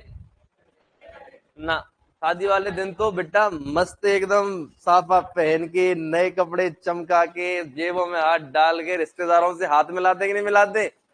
तैयारी पे हलवाई हलवाई काम करेगा नहीं, मैरिज गार्डन वाला अपने काम कर ही रहा है, रिश्तेदार आ ही गए, कार्ड बटी गए, अब क्या काम है? अरे अब तो खाली देर नजरी तो रखनी है, कोई बाहर का तो नहीं आ रहा। फट्टे वाला, फट्टा जानते हो बेटा? डू यू नो फट्टा? फट्टा नहीं जानते? बीकानेर वाले तो जानता होगा यार, हम बीकानेर में बहुत फट्टों में जाते थे। फट्टा मतलब बिना बुलाए शादी में जाना। गए हो क्या? कॉलेज में नहीं गए? अगर तुम कॉलेज लाइफ में लौंडे होके फट्टे में नहीं गए तो धिक्कार है तुम्हारी जिंदगी पर। लड़कियां तो ठीक है नहीं जाती है, लड़कियां का तो माना, लड़कियां खुद खाना बना लेती हैं, लड़कियों को शर्म आती है। लड़कियां भी गई हैं क्या? लड़कियों को ले जाते हैं, लौंडे ले जाते जबरदस्ती, तू चलेगी तो हम ज्यादा सेफ रहेंगे। लड़की होगी तो कोई शक नहीं करेगा, इमेज बढ़िया बनी है लड़कियों की। लौंडों पे देख के अरे कौन आ गया सूली शकल का, पकड़ो इसको। लौंडों का ये खेल रहता है, लड़कियों पे डाउट नहीं करते, इसलिए हम भी बुला लेते थे कभी कि आ जाओ आ जाओ, पर हॉस्टल में उनके वो 7 बजे का रहता था, वह बीकानेर में तो बाहर नहीं आने देते थे। तो एक बार तुमने ऐसा करना पड़ा कि वार्डन को फोन किया ऊपर से, सर लड़कियों को भेजो, फट्टे में जाना है। तो ये सेफ्टी पर्पज के लिए होता था, बाकी लड़कियां ऐसी चीजों में इंटरेस्ट नहीं रखती है कि ठीक है हम तो बना लेंगे, हम क्यों जाएं किसी की शादी में, है ऐसी कोई अच्छी बात है कि दूसरों की शादी में, दूसरों की शादी में कौन खाना खाता है, छी। ओ माय गॉड यार, कितना कितना गंदे लोग हो ना तुम यार। मुझे पसंद नहीं है ऐसे दूसरों की शादियों में जाके खाना खाना। तुम्हें बुलाया है कि जानते हैं क्या तुमको ये लोग? हाँ। तो बेटा ये लड़कियां होती है। लौंडे ला भाई यार कौन बनाएगा खाना आज? चालवाद है, चालवाद है। तो हम बहुत जाते थे बीकानेर में। हमारे क्या है, वो कॉलेज में वो यूनिवर्सिटी देखी है, काउंसलिंग कराने गए थे क्या? नहीं, ऑनलाइन करा ली होगी तुमने। तो यूनिवर्सिटी में वहाँ बढ़िया पार्क गार्डन बने हुए हैं बीकानेर में, तो उसके अंदर खूब शादियां होती हैं अंदर ही कॉलेज में। हम सोचते थे हमारे कॉलेज में शादी मतलब हमारी शादी। चलो, तो कॉलेज में जो शादी करते थे लगभग 50 लड़कों का खाना वो एक्स्ट्रा बना के चलते थे। उनको पता है आएंगे हॉस्टल वाले सारे के सारे, हॉस्टल में खाना बनाना पड़ता है, या मैस के डेली खा खा के पक जाते हैं कि आज शादी में खा के आएंगे दाल और रोटी। है? एक तो हमारा सीनियर था, नाम नहीं बताऊंगा, उसने इतने फट्टे खाए। हम तो चलो ऐसे कि साल में एक आध बार चले गए, एक सीजन में एक दो बार चले गए, वो फर्स्ट सेकंड ईयर में ज्यादा जाते थे। उस आदमी ने इतने फट्टे खाए, इतने फट्टे खाए कि उसने वो चिकना खा के मिठाइयां खा खा के मिठाइयां खा खा के उसने कार्डियक हार्ट डिजीज बना ली। डॉक्टर ने बताया कि तेल की अधिकता हो गई आपके शरीर में, इतना तेल और घी खा गया वो फर्जी शादी में जा जाके। तो बेटा ऐसा भी होता है ना कि भाई पेट अपना है, खाना ही तो पराया है। पेट तो अपना ही है, तो ज्यादा ना खाएं शादियों में जाके। ऑयल सही थोड़ी यूज होता है हर शादी में, ज्यादातर शादियों में रिफाइंड ऑयल ही यूज होता है, मिठाइयों में भी और चीज में फिर मतलब नहीं है। उस दिन ही उस दिन ठीक लगते हैं, 2 दिन अगर वो रख देना तो उसमें से स्मेल आने लग जाती है, वो वाली मिठाइयां होती हैं वो। तो अधिक समय लगता है कि नहीं लगता? उधर क्या लगता है? कम समय लगता है। तो सक्रियता भी कहाँ होगी? इंटरफेज में ज्यादा होगी कि नहीं होगी? क्योंकि भाई पहले ज्यादा काम करना पड़ता है। उस दिन तो जेब में हाथ डाल के घूमो आराम से। कोशिका अधिक सक्रिय होती है कि नहीं होती? कोशिका अधिक सक्रिय होती है, और यहाँ कोशिका कम सक्रिय होती है। अरे है ना, कोशिका क्या होती है बेटा? कम सक्रिय होती है। अब जो बेटा इंटरफेज है, क्या है जो इंटरफेज है? इंटरफेज की 3 उपरावस्थाएं होती हैं।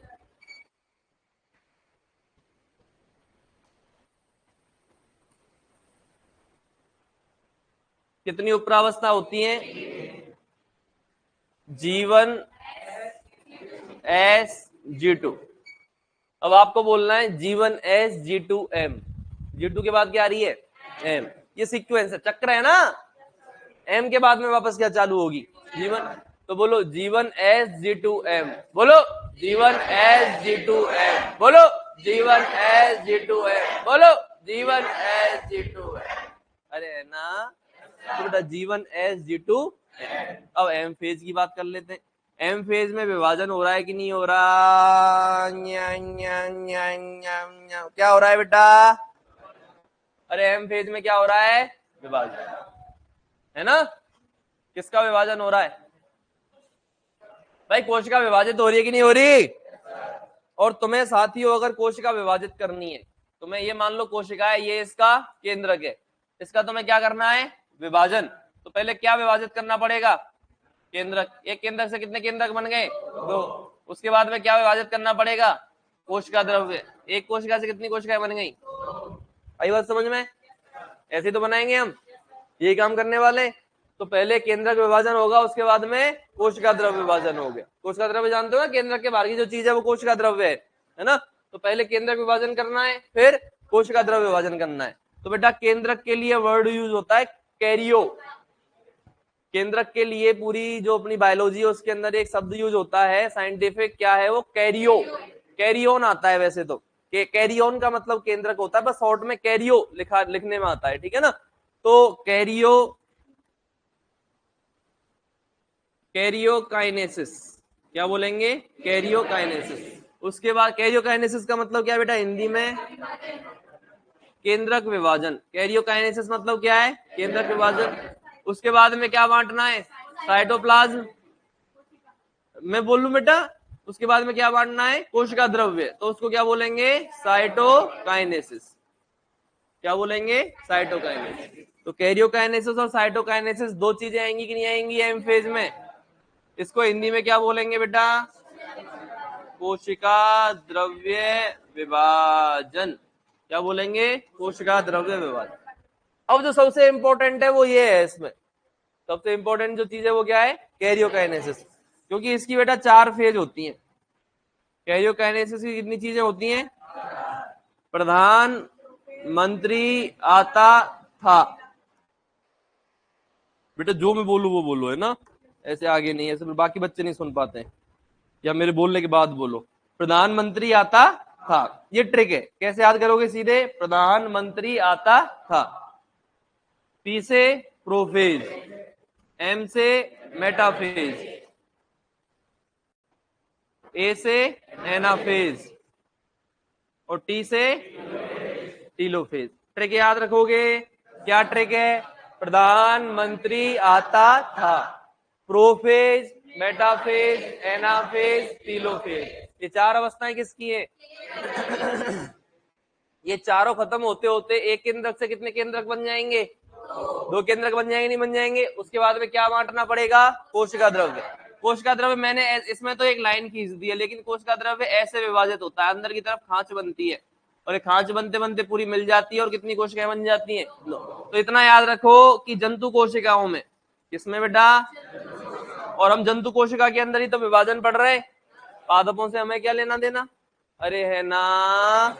तो जंतु कोशिका में जो साइटोकाइनेसिस है वो कौन सी विधि से होता है, खांच विधि से होता है। कौन सी विधि से होता है, कौन सी विधि से, या इसको बोलते हैं फ्रो मेथड। अरे ठीक है, बोलो ना, समझ में आया बेटा। तो ये है एम फेज। एम फेज में कैरियोकाइनेसिस और साइटोकाइनेसिस। कैरियोकाइनेसिस में केंद्रक विभाजन कितनी, 4 अवस्थाओं में। साइटोकाइनेसिस में जंतु कोशिका में सीधा कौन सी विधि से, कौन सी विधि से बेटा। एक क्वेश्चन आया था, शायद 16 में आया था, है ना, या 18 में, देख लेना, मेरे हिसाब से 16 में आया था। क्वेश्चन था कि कोशिका विभाजन में कितने चरण होते हैं,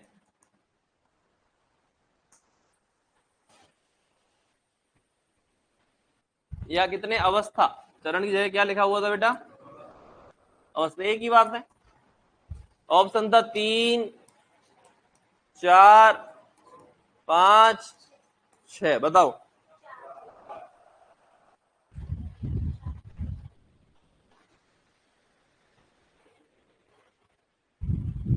बोलो, 3 वाले कौन कौन है, 4 वाले कौन कौन है, पूरी क्लास। 5 वाले, 5 वाला भैया मिल गया, 6 वाला भैया कोई, 6 वाला कोई नहीं है। सो सो के शरीर अकड़ जाता है बेटा। कम सोया करो। बताओ क्या आंसर जाएगा, आंसर जाएगा बेटा इसमें 4। 3 क्यों जाएगा, अचानक 3 कैसे बोलने लगी बेटा, तब भी बोला। ये बी बोल रही है, मैंने 3 सुना। तो बेटा क्या आंसर जाएगा, 4। अब सुनना, लेकिन जो सही आंसर है वो ऑप्शन में ही नहीं है। सही आंसर क्या होगा, सही आंसर क्या होगा, ये है विभाजन, एम फेज ही तो है विभाजन। अरे है कि नहीं, ये एम फेज है विभाजन। इसकी कितनी अवस्थाएं, लेकिन 2018 में ही था शायद, 18 वाला पेपर किसी ने दारू पी बनाया था, मजे ही मजे में। ल अच्छा, कौन सी किताब पढ़ते हैं ये बच्चे, एलएसए। अच्छा, इसकी आजकल एग्जाम होने लग गया है क्या, पहले तो परसेंटेज वाले, अरे यार पेपर कराते हैं। अरे अच्छा मेरे से ही मंगाया है, पेपर भेजना है, कितने क्वेश्चन आते हैं, सब सब्जेक्ट के 80 क्वेश्चन। अच्छा कौन सी किताब चलती है इनके, अरे एक चलती है वो उगम सिंह जी की चलती है कोई हिंदी में। अच्छा जो भी किताब ले आओ, लो 80 क्वेश्चन टिक कर दिए, लो ले जाओ। मजाक नहीं मानो, उगम सिंह से था पूरा पेपर 18 का, समझ रहे हो। क्वेश्चन जाके चेक करना, जो कंपटीशन वाली चलती है, इसीलिए सबसे घटिया पेपर था। किताब ही घटिया है वो, मैं तो मुंह पे बोलता हूँ, किताब घटिया है। इतनी ज्यादा गलतियां, इतनी ज्यादा गलतियां इतना फर्जी माल डाल रखा है, आदमी के कॉन्सेप्ट खराब हो जाए। हृदय की 4 परतें बता रखी हैं, समझ रहे हो ना मेरी बात को? दुनिया भरी गलतियां। और उसमें पादपों में आनुवांशिक पदार्थ आ रहे ने बता रखा है, कुछ ही दे रखा है, कॉन्सेप्ट बिगाड़ दे आदमी के, इतने इतने बड़े ब्लंडर कर रखे। यही कारण था 8 क्वेश्चन डिलीट करने पड़े थे 2018 के अंदर। 80 में से कितने क्वेश्चन डिलीट करने पड़े थे सब्जेक्ट के? 8 क्वेश्चन डिलीट करने पड़े थे, इतना फर्जी पेपर था। समझ में आई बात है ना? और ऐसा ही हुआ था। तो लोगों ने सोचा कि यार तो मिलाना क्वेश्चन, बहुत क्वेश्चन है उस किताब में से, ठीक है ना? क्या जोर आ रहा था, थोड़ा बैठ के बना लेता पेपर। तो लोगों ने सोचा कि जैसा 18 में पेपर आया वैसा ही 22 में आएगा, उसी हिसाब से शॉर्ट नोट्स बनवाई हैं लोगों ने मस्त। 7 दिन में सब्जेक्ट खत्म, अगले 7 दिन में दूसरी खत्म, 70 दिन में सिलेबस खत्म। और बेटा 10 गुणा 7 करो, 70 ही तो हुए। अरे 8 छुट्टियां, 10 छुट्टियां मान लो, 80 दिन खत्म सिलेबस, टाटा बाय बाय, जाओ बेटा। LSA की बहुत बहुत हार्दिक शुभकामनाएं, हमारे सिलेबस से बाहर कुछ नहीं आएगा, जो हमने लिखा है वही आएगा। तो उड़ गए बेटा पेपर में। लोग जो आज ताल ठोकते हैं ना कि हम ये, बेटा लाइव आने की हिम्मत नहीं हुई थी। शिवालय क्लासेस थी जो 4 बजे लाइव आ गई थी, 1 बजे पेपर खत्म हुआ था। और 80 में से 79 क्वेश्चन की आंसर की जैसी हमने दी थी ना, 80 की 79 की बोर्ड ने भी ऐसी आंसर की दी है। बोर्ड भी देखता है शिवालय की आंसर की क्या है, समझ रहे हो?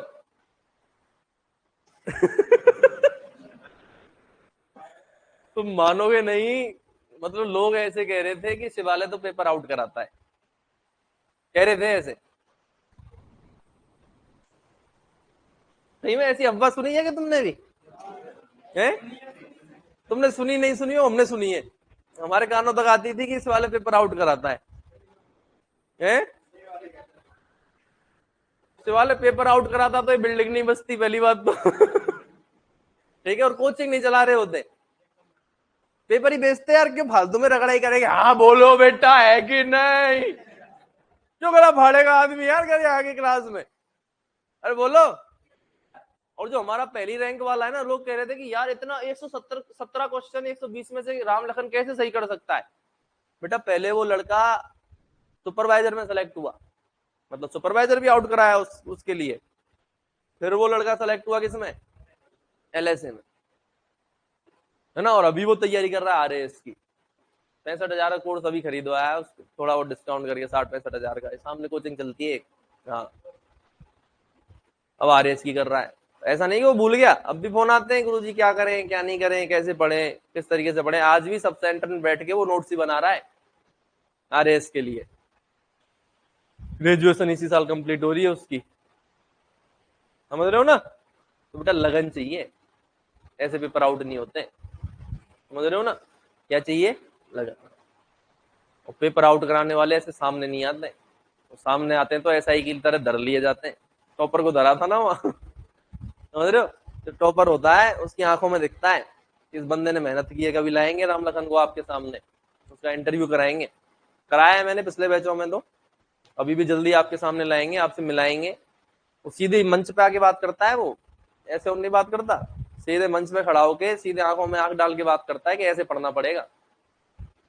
वो आया था नवंबर 2020 में हमारे पास,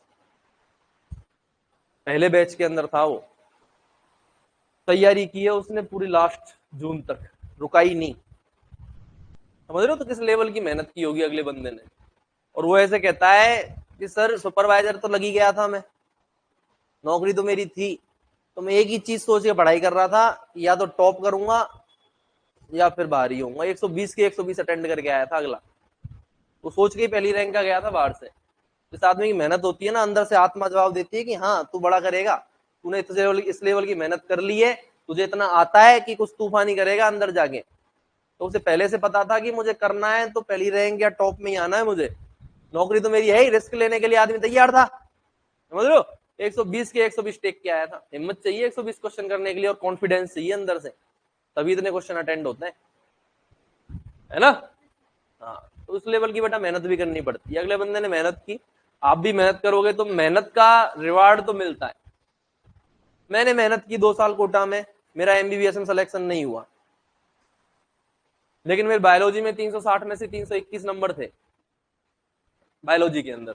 मेरे 90 में से शायद 84-85 क्वेश्चन सही थे। और उस टाइम लेवल का पेपर आया करता था, आज की तरह जो नीट के पेपर हो रहे हैं लल्लू पंजू, ये 720 में 720 70 जनों के आ रहे हैं। 720 हमारे जमाने में आते ही नहीं थे, समझ रहे हो? पूरे नंबर हमारे जमाने में आए ही नहीं करते थे, और सिलेक्शन हो जाता था 550 पे। 550 पे आजकल पता नहीं मिलते ही नहीं है। फिजिक्स लेवल की आती थी, मेरे कभी 80 से ऊपर नंबर नहीं आए 180 में से फिजिक्स में, और रगड़ के पढ़ाई करता था मैं फिजिक्स की, समझ रहे हो? तो उस टाइम पे लेवल हुआ करता था। तो रिवार्ड मिल रहा है तो मैं पढ़ा पा रहा हूँ, किस कारण पढ़ा पा रहा हूँ मैं? अरे भाई मेहनत की हुई है बायोलॉजी के अंदर। ये जो जी नहीं है, हर किसी के पढ़ाने की बस की बात नहीं है। सेल डिवीजन हो रही है, पढ़ा तो कोई भी, नोट्स बनवा के तो कोई भी चला जाए, लेकिन कॉन्सेप्ट समझाना हर किसी के बस की बात नहीं है। वही चीजें काम आ रही है, वही बायोलॉजी पढ़ी हुई है, वही जेनेटिक्स पढ़ी हुई है, वही फिजियोलॉजी पढ़ी हुई है, वही चीजें वहां पढ़ी हुई है। और फिर डिग्री में मेहनत की रिवार्ड मिलता है कि नहीं मिलता? रिवार्ड तो मिलता ही। तो बेटा ये चीज समझ में आई, कैरियोकाइनेसिस की कितनी अवस्थाएं? 4 अवस्थाएं। तो आंसर तो जाना चाहिए था क्या? 2, पर वही उसने ऑप्शन में 2 नहीं डाला। पेपर में अगर ढंग के ऑप्शन डालता, ढंग से उसे पता होता कि भाई एम फेजी कितनी अवस्थाएं होती हैं, 2 होती हैं, तो वो ऑप्शन में भी क्या डालता? 2 डालता।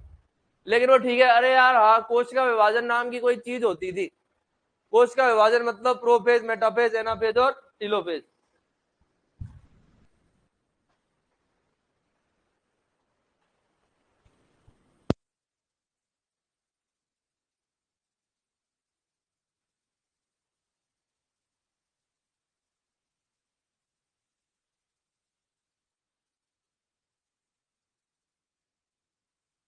मैं हूं, मैंने 10 साल कोश का विभाजन नहीं पढ़ा, समझ रहे हो? अचानक से मेरे से कोई बोले, मैंने देखा ही नहीं कोश का विभाजन, मेरे से बोले कि हाँ भाई कोश का विभाजन में से एक प्रश्न डालना है, तो मेरे दिमाग में सबसे पहले क्या आती है? Prophase, metaphase, anaphase, telophase. आपके दिमाग में भी यही आती है कि नहीं आती? बस, तो उसके दिमाग में भी उसने कोश का विभाजन की कितनी अवस्थाएं होती है, कितनी होती है, उसने बोल दिया 4। वास्तव में कितनी होती है? लेकिन अपने को मतलब नहीं है, अपने को हमेशा दिमाग खुला रखना है। पेपर के अंदर हमेशा क्वेश्चन को देख के अपना आंसर टिक करना है। क्वेश्चन कुछ बोलना चाहता है, इस क्वेश्चन में भी आपने सही आंसर दिया, ज्यादातर लोगों ने, बड़ी खुशी हुई मुझे, है ना, कि भाई 4 ठीक है। आपने भी उसी हिसाब से सोचा जिस हिसाब से एग्जामिनर सोच रहा है, जिसने पेपर बनाया है, और उस हिसाब से हमें सोचना पड़ता है, क्योंकि कई क्वेश्चन घुमा के आते हैं बेटा, अरे है ना। अब एक क्वेश्चन है 2022 का, कि जो कोई गाय है या भैंस है, रूमिनेंट जानवर दे रखा है, उसकी आंतों की गति रुक गई, रूमिनल स्टेसिस हो गया, और उसके इंफेक्शन है, बंद पड़ा हुआ है, गोबर नहीं कर रही, तो निम्न में से उसे क्या दोगे? समझ में आ गया क्वेश्चन क्या है? रूमिनल स्टेसिस है, रूमन की गति नहीं हो रही है, दूसरा इंफेक्शन हो रखा है। जब गति नहीं होगी तो इंफेक्शन हो जाएगा, गोबर थोड़ी आएगा। इंफेक्शन मतलब बंद पड़ा हुआ है? सुनो तो सही। अब उसमें एक ऑप्शन था पैराफिन तेल दे, और दूसरा था वेजिटेबल ऑयल दे। बताओ क्या दोगे? क्या दोगे? पैराफिन ऑयल, है ना। लेकिन हमने आंसर दिया था वेजिटेबल ऑयल। इसका ज्यादा करेक्ट आंसर हम आज भी क्या बताते हैं? वेजिटेबल ऑयल है। देखो, एक तो आप सीधा सरसों का तेल, उसका पैराफिन का तेल डालो, पैराफिन का तेल चिकना करता है, चिकना करके गोबर को बाहर निकालेगा। लेकिन वेजिटेबल ऑयल जैसे सरसों का तेल दोगे, तो सरसों का तेल एक फायदे की चीज है। सरसों का तेल आप उसमें रूमिनल स्टेसिस वो नहीं लिखता, आंतों की जो गति, रूमन की जो गति है वो रुकी हुई, ये नहीं लिखता, तो आपका आंसर पैराफिन चला जाता। लेकिन आंत क्या है? रुकी हुई है। पैराफिन से आंत वापस से गति करने नहीं लगेंगी, उसके लिए आपको सरसों का तेल दोगे तो ज्यादा फायदा करेगा।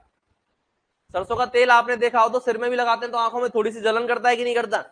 तो वो थोड़ा सा रूमन की जो झिल्ली है उस पर भी क्या करेगा? जलन करेगा, और उसकी वजह से उसकी गति क्या होगी बेटा? चालू होगी। किसकी? रूमन की। तो ज्यादा करेक्ट आंसर आज भी क्या है?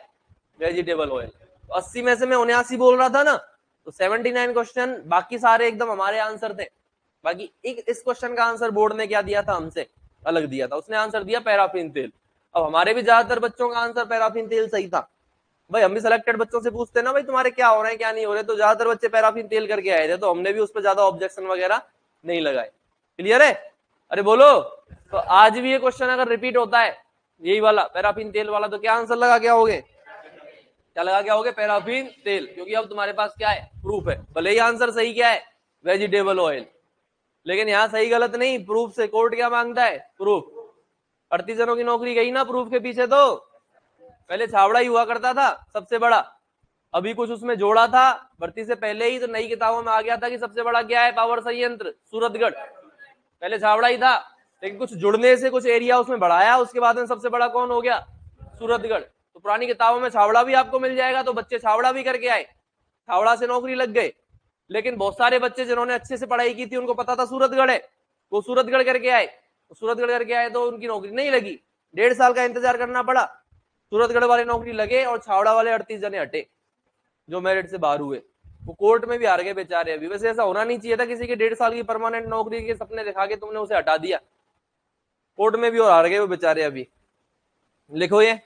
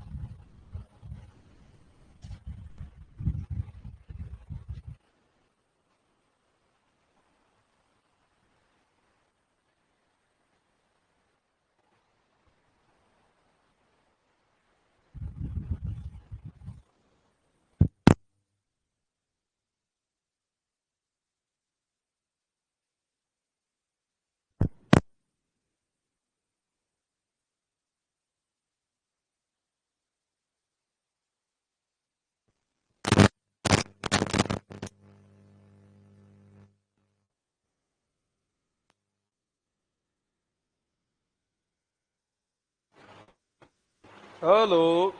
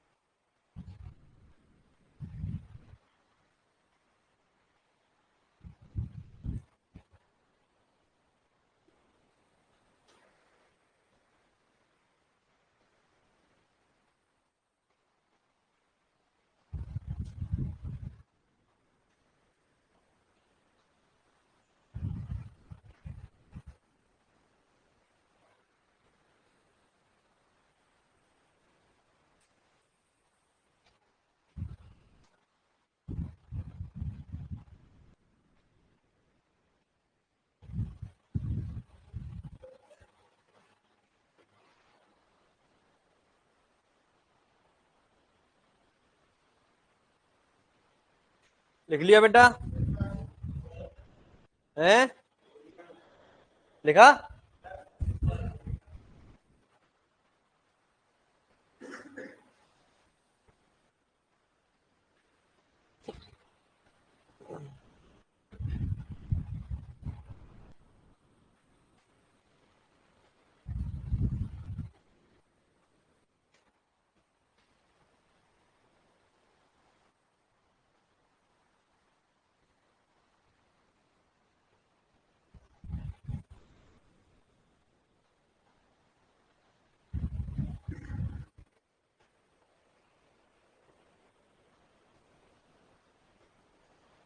अरे बेटा है ना?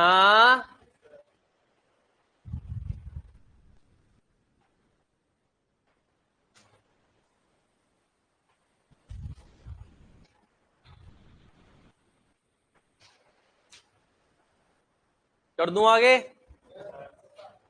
हैं? नहीं लगा? कितना क्या टाइम लगा रहे हो यार?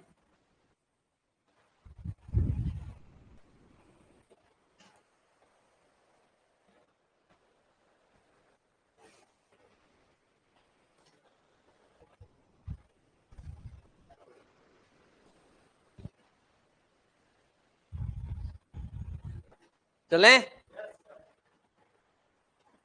ये लिखो, बात मत करे, लिख ले।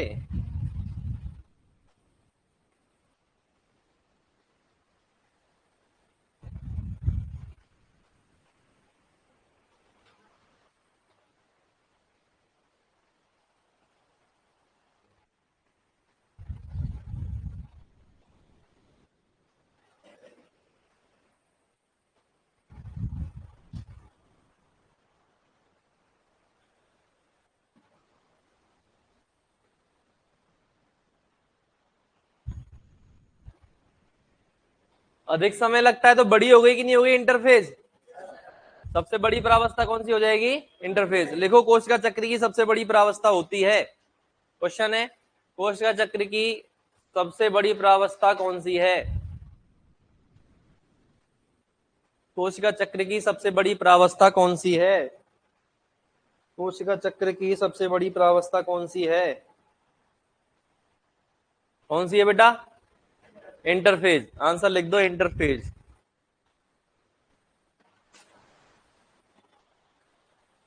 आंसर लिख दो बेटा, इंटरफेज।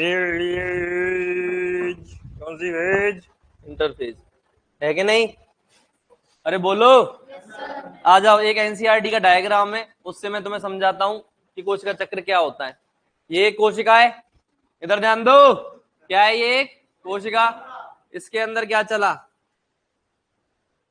क्या चला? कोशिका चक्र।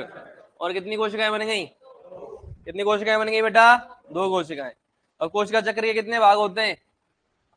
कितने भाग होते हैं बेटा? दो भाग होते हैं। एक तो कौन सा?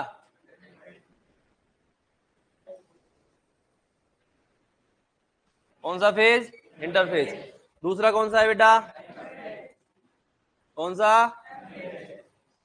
कौन सा बेटा? M phase. फिर एम फेज के भी कितने भाग होते हैं? दो भाग होते हैं बेटा। कौन सा? कैरियोकाइनेसिस और, अरे है ना? ये पूरा क्या है? क्या है पूरा ये?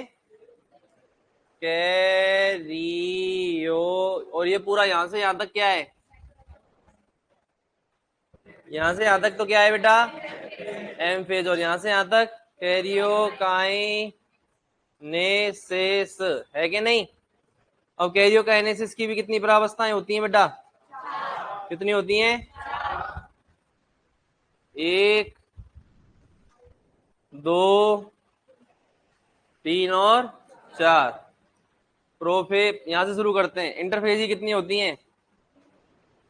इंटरफेजी कितनी होती हैं? अरे बोलो ना। इंटरफेजी कितनी होती है बेटा? कौन कौन सी? G1 S G2 M। M में कितनी? दो।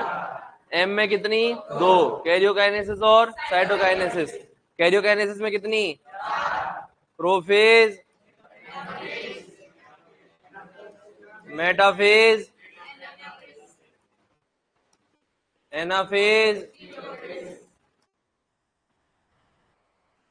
टीलोफेज। ठीक है, उसके बाद में क्या है, साइटोकाइनेसिस। तो ऐसे करके क्या कंप्लीट हुई बेटा, कोश का चक्र। G1 S, G2 prophase, metaphase, anaphase, telophase, cytokinesis, फिर से G2, फिर से क्या है बेटा, G2। अगर मैं बोलूं बेटा कि जो प्रोफेज है वो G2 और मेटाफेज के मध्य की प्रावस्था है, प्रोफेज G2 तथा मेटाफेज के मध्य की प्रावस्था होती है, तो सही है क्या, सही है ना। G2 और मेटाफेज के बीच में कौन है, प्रोफेज है कि नहीं, बोल सकते। या मैं बोलूं इंटरफेज, दो एम प्रावस्थाओं के मध्य की प्रावस्था होती है, interphase M phase, interphase M phase. भाई M phase, interphase M phase, M phase, interphase M phase. तो इंटरफेज दो एम फेज के बीच की है और एम फेज दो इंटरफेज के बीच की है। अरे है ना, बहुत बढ़िया बेटा। डायग्राम बनाओ।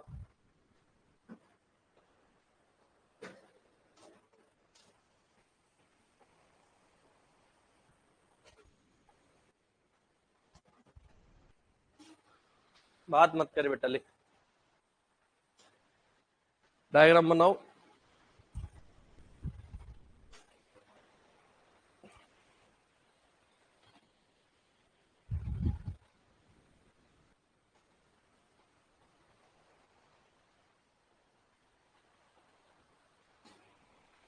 क्या क्या गोला खींचा है ये, कह रही है ये बना ही नहीं रही कि मास्टर टोकेगा।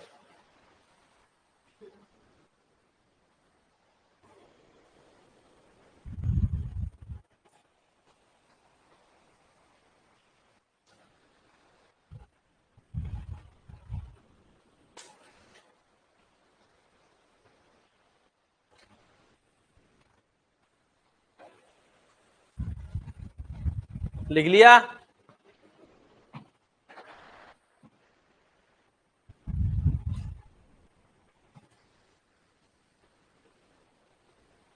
अरे लिख लिया क्या, ओ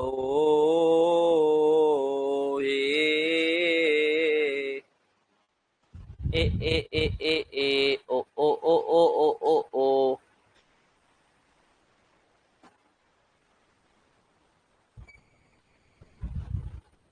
कुछ समझ में आ रहा है।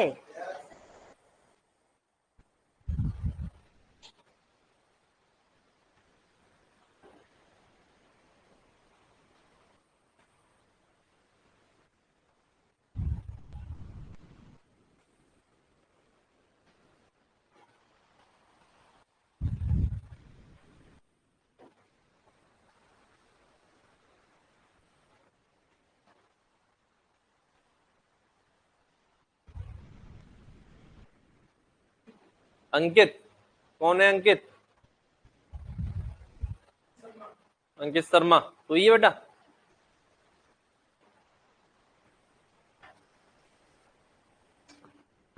बना लिया क्या। चलें आगे, अब हेडिंग डालो बेटा इंटरफेज, हेडिंग डालो इंटरफेज। इतना टाइम थोड़ी है यार, तुम इतने देर लगाओगे एक एक डायग्राम में, ऐसे तो हो गया तुम्हारा सिलेबस। लिखने में थोड़ी जल्दी किया करो बेटा, अरे है ना। हेडिंग डालो इंटरफेज। इंटरफेज की कितनी प्रावस्थाएं होती हैं बेटा, इंटरफेज की कितनी होती हैं, तीन, लिखो। और तैयारी होती है कि नहीं होती, एम फेज में विभाजन होगा और विभाजन की तैयारी कहाँ होगी, इंटरफेज में। तैयारी मतलब अरे भाई कच्चा माल लाते कि नहीं लाते शादी से पहले, तैयारियों में हम भाई हलवाई का सामान लाएंगे, ये सामान लाएंगे, वो सामान लाएंगे, है ना। ऐसे ही विभाजन में जो भी चीजें चाहिएंगी आगे जाके उनका निर्माण हम कहाँ करेंगे, देखो। इसमें एम फेज के लिए आवश्यक अवयवों का निर्माण होता है।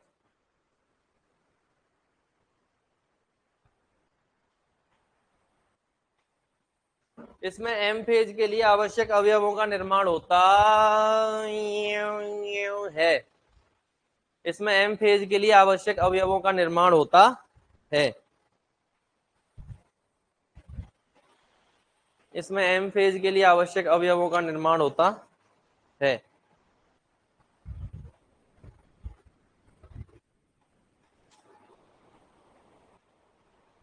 इसमें एम फेज के लिए आवश्यक अवयवों का निर्माण होता है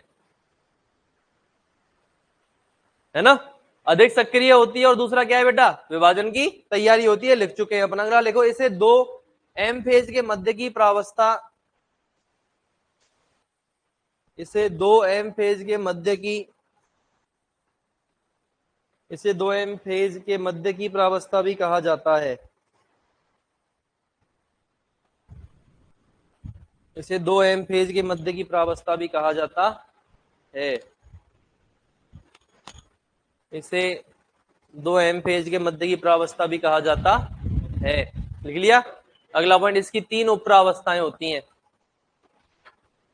इसकी तीन उपप्रावस्थाएं होती हैं।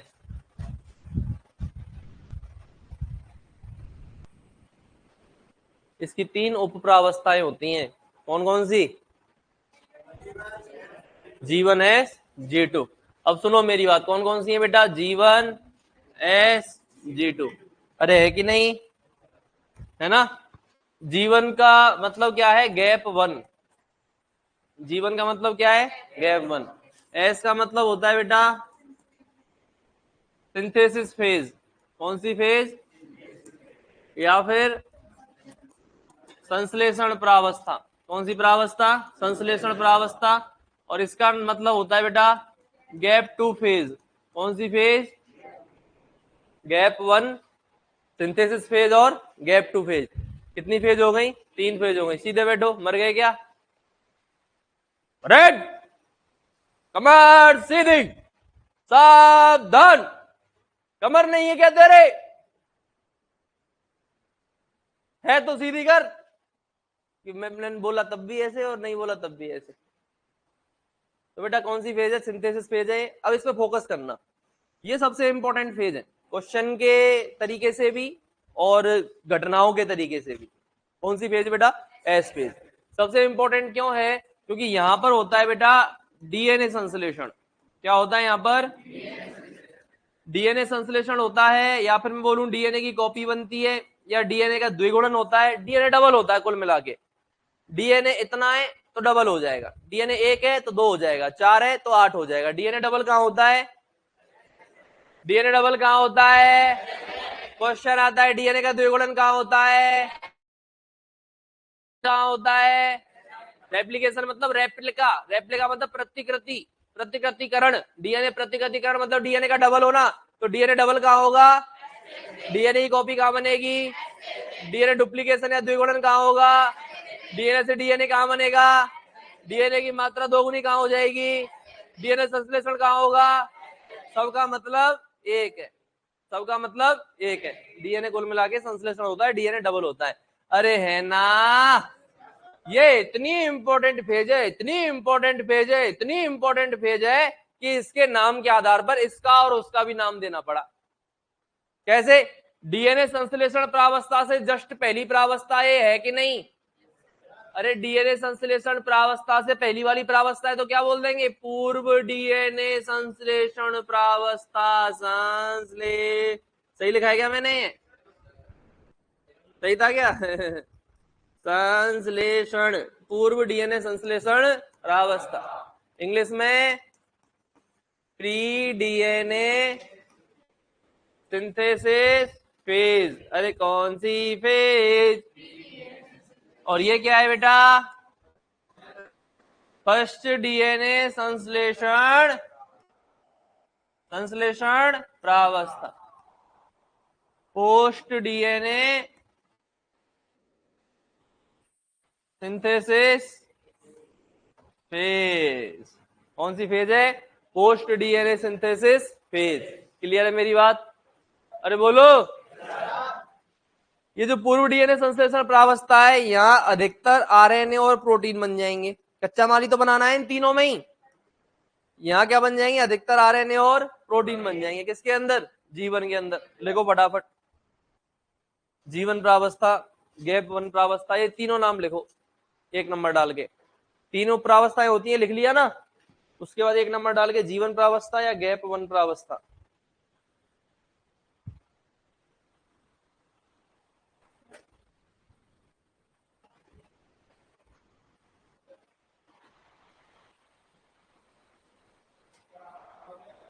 क्या बेटा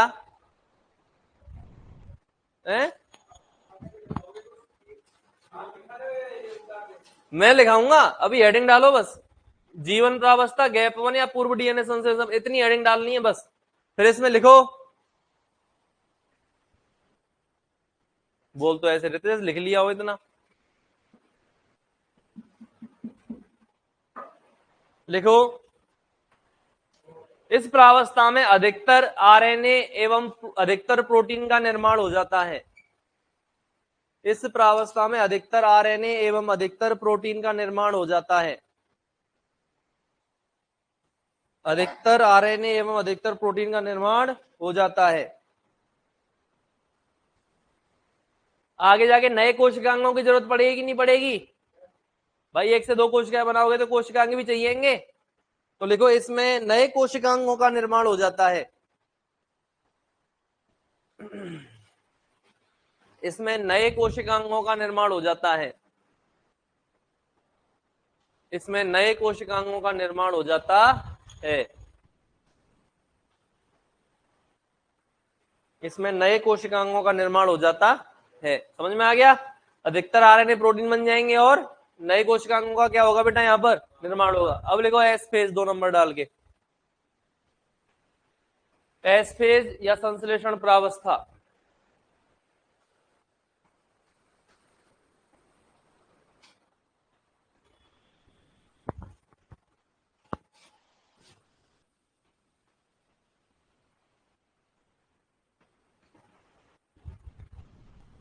डाली हेडिंग? बोलो बेटा। देखो इस प्रावस्था में, इस प्रावस्था में, इस प्रावस्था में डीएनए संश्लेषण और लगाते जाना। इस प्रावस्था में डीएनए संश्लेषण और डीएनए रेप्लिकेशन लिखा हुआ है बेटा आगे, और डीएनए रेप्लिकेशन और डीएनए की कॉपी और डीएनए का द्विगुणन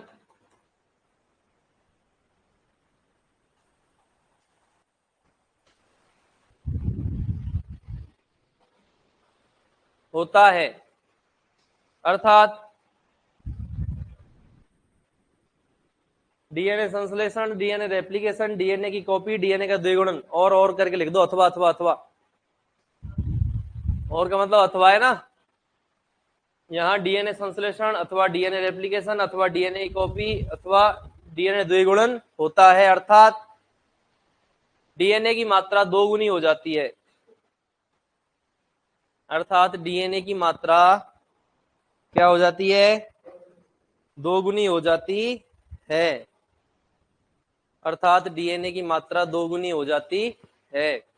अब बताओ, एक चीज बताओ बेटा, जहां डीएनए बनेगा वहां हिस्टोन बनेगी कि नहीं बनेगी?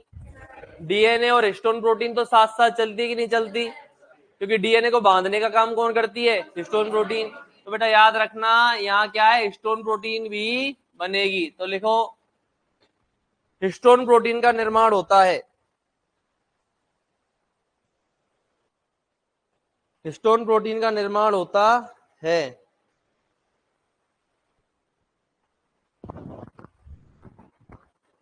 हिस्टोन प्रोटीन का क्या होता है? निर्माण होता है। इसके साथ साथ बेटा तारक केंद्र का नाम सुना है? कौन सा केंद्र? तारक केंद्र को इंग्लिश में क्या बोलते हैं? इंग्लिश में बोलते हैं बेटा सेंट्रियोल। और इससे क्या निकलते हैं? तर्कुतंतु। क्या निकलते हैं? तर्कुतंतु। तर्कुतंतु बताए थे? सेंट्रियोल से तर्कुतंतु निकल के आते हैं और गुणसूत्र के काइनेटोकोर से आगे जुड़ते हैं। अरे है ना, बहुत बढ़िया बेटा। लिखो बेटा, यहाँ तारक केंद्र ब्रैकेट में सेंट्रियोल का भी द्विगुणन होता है।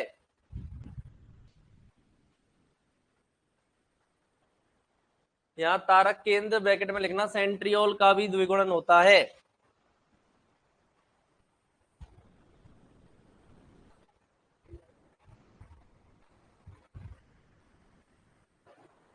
किसका निर्माण होता है बेटा? तारक केंद्र या फिर सेंट्रियोल का द्विगुणन होता है कि नहीं? अरे होता है कि नहीं? समझ में आ गया? इस प्रकार क्या खत्म हुई बेटा? एस। अब लिखो G2, गैप 2 या पश्च डीएनए संश्लेषण प्रावस्था।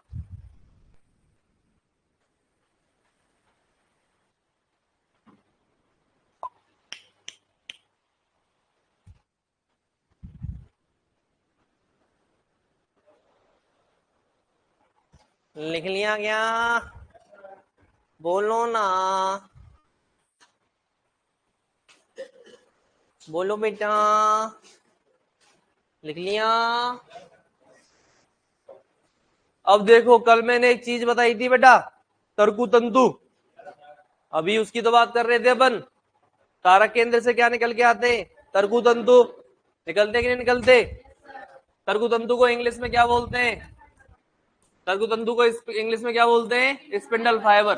तो स्पिंडल फाइबर या फिर जो तरकु तंतु है, वो एक संकुचनशील प्रोटीन के बने होते हैं, जिसका नाम होता है बेटा ट्यूबुलिन प्रोटीन। कौन सी प्रोटीन? संकुचनशील प्रोटीन क्यों होगी? क्योंकि ये खींचते हैं कि नहीं खींचते? ये धागे होते हैं जो खींचेंगे गुणसूत्र विभाजन के समय गुणसूत्रों को। समझ रहे हो मेरी बात को? कल बताया था? नहीं बताया? थक गए क्या? थके थके से दिख रहे हो तुम। क्या तुम्हारी उमंग मर गई है? कहाँ है तुम्हारी आंखों का वो तूफान, जिसे देखकर धुएं धुएं हो जाते हैं हम? बोलो बाबा। बेटा हमेशा जरूरी नहीं तुकबंदी मिले। मजाक चल रहा है, हमेशा थोड़ी मिलेगी बेटा। तो समझना मेरी बात को। तरकु तंतु याद है? तरकु तंतु गुणसूत्रों को खींच रहे थे कि नहीं खींच रहे थे? गुणसूत्र विभाजन कराते हैं। बेटा तेरे ये चीज समझ में नहीं आ रही होगी, है ना? आगे समझ में आ जाएगी। ये गुणसूत्र होते हैं, है ना? गुणसूत्र विभाजन के समय क्या होता है? तरकु तंतु आके गुणसूत्र से जुड़ते हैं। ये तरकु तंतु है। क्लियर है? तरकु तंतु इसको खींचेंगे गुणसूत्र को, जिससे क्या हो जाएगा? विभाजित हो जाएगा। तो तरकु तंतु कौन सी प्रोटीन के बने होते हैं? ट्यूबुलिन प्रोटीन के। और ये प्रोटीन संकुचनशील होती है, जिससे इन धागों को आसानी से खींचा जा सके। ये ट्यूबुलिन प्रोटीन पता है कहां बनती है? G2 में। ट्यूबुलिन प्रोटीन कहां बनती है? G2। लिखो, इस प्रावस्था में तरकु तंतुओं का निर्माण करने वाली, इस प्रावस्था में तरकु तंतुओं का निर्माण करने वाली, इस प्रावस्था में तरकु तंतुओं का निर्माण करने वाली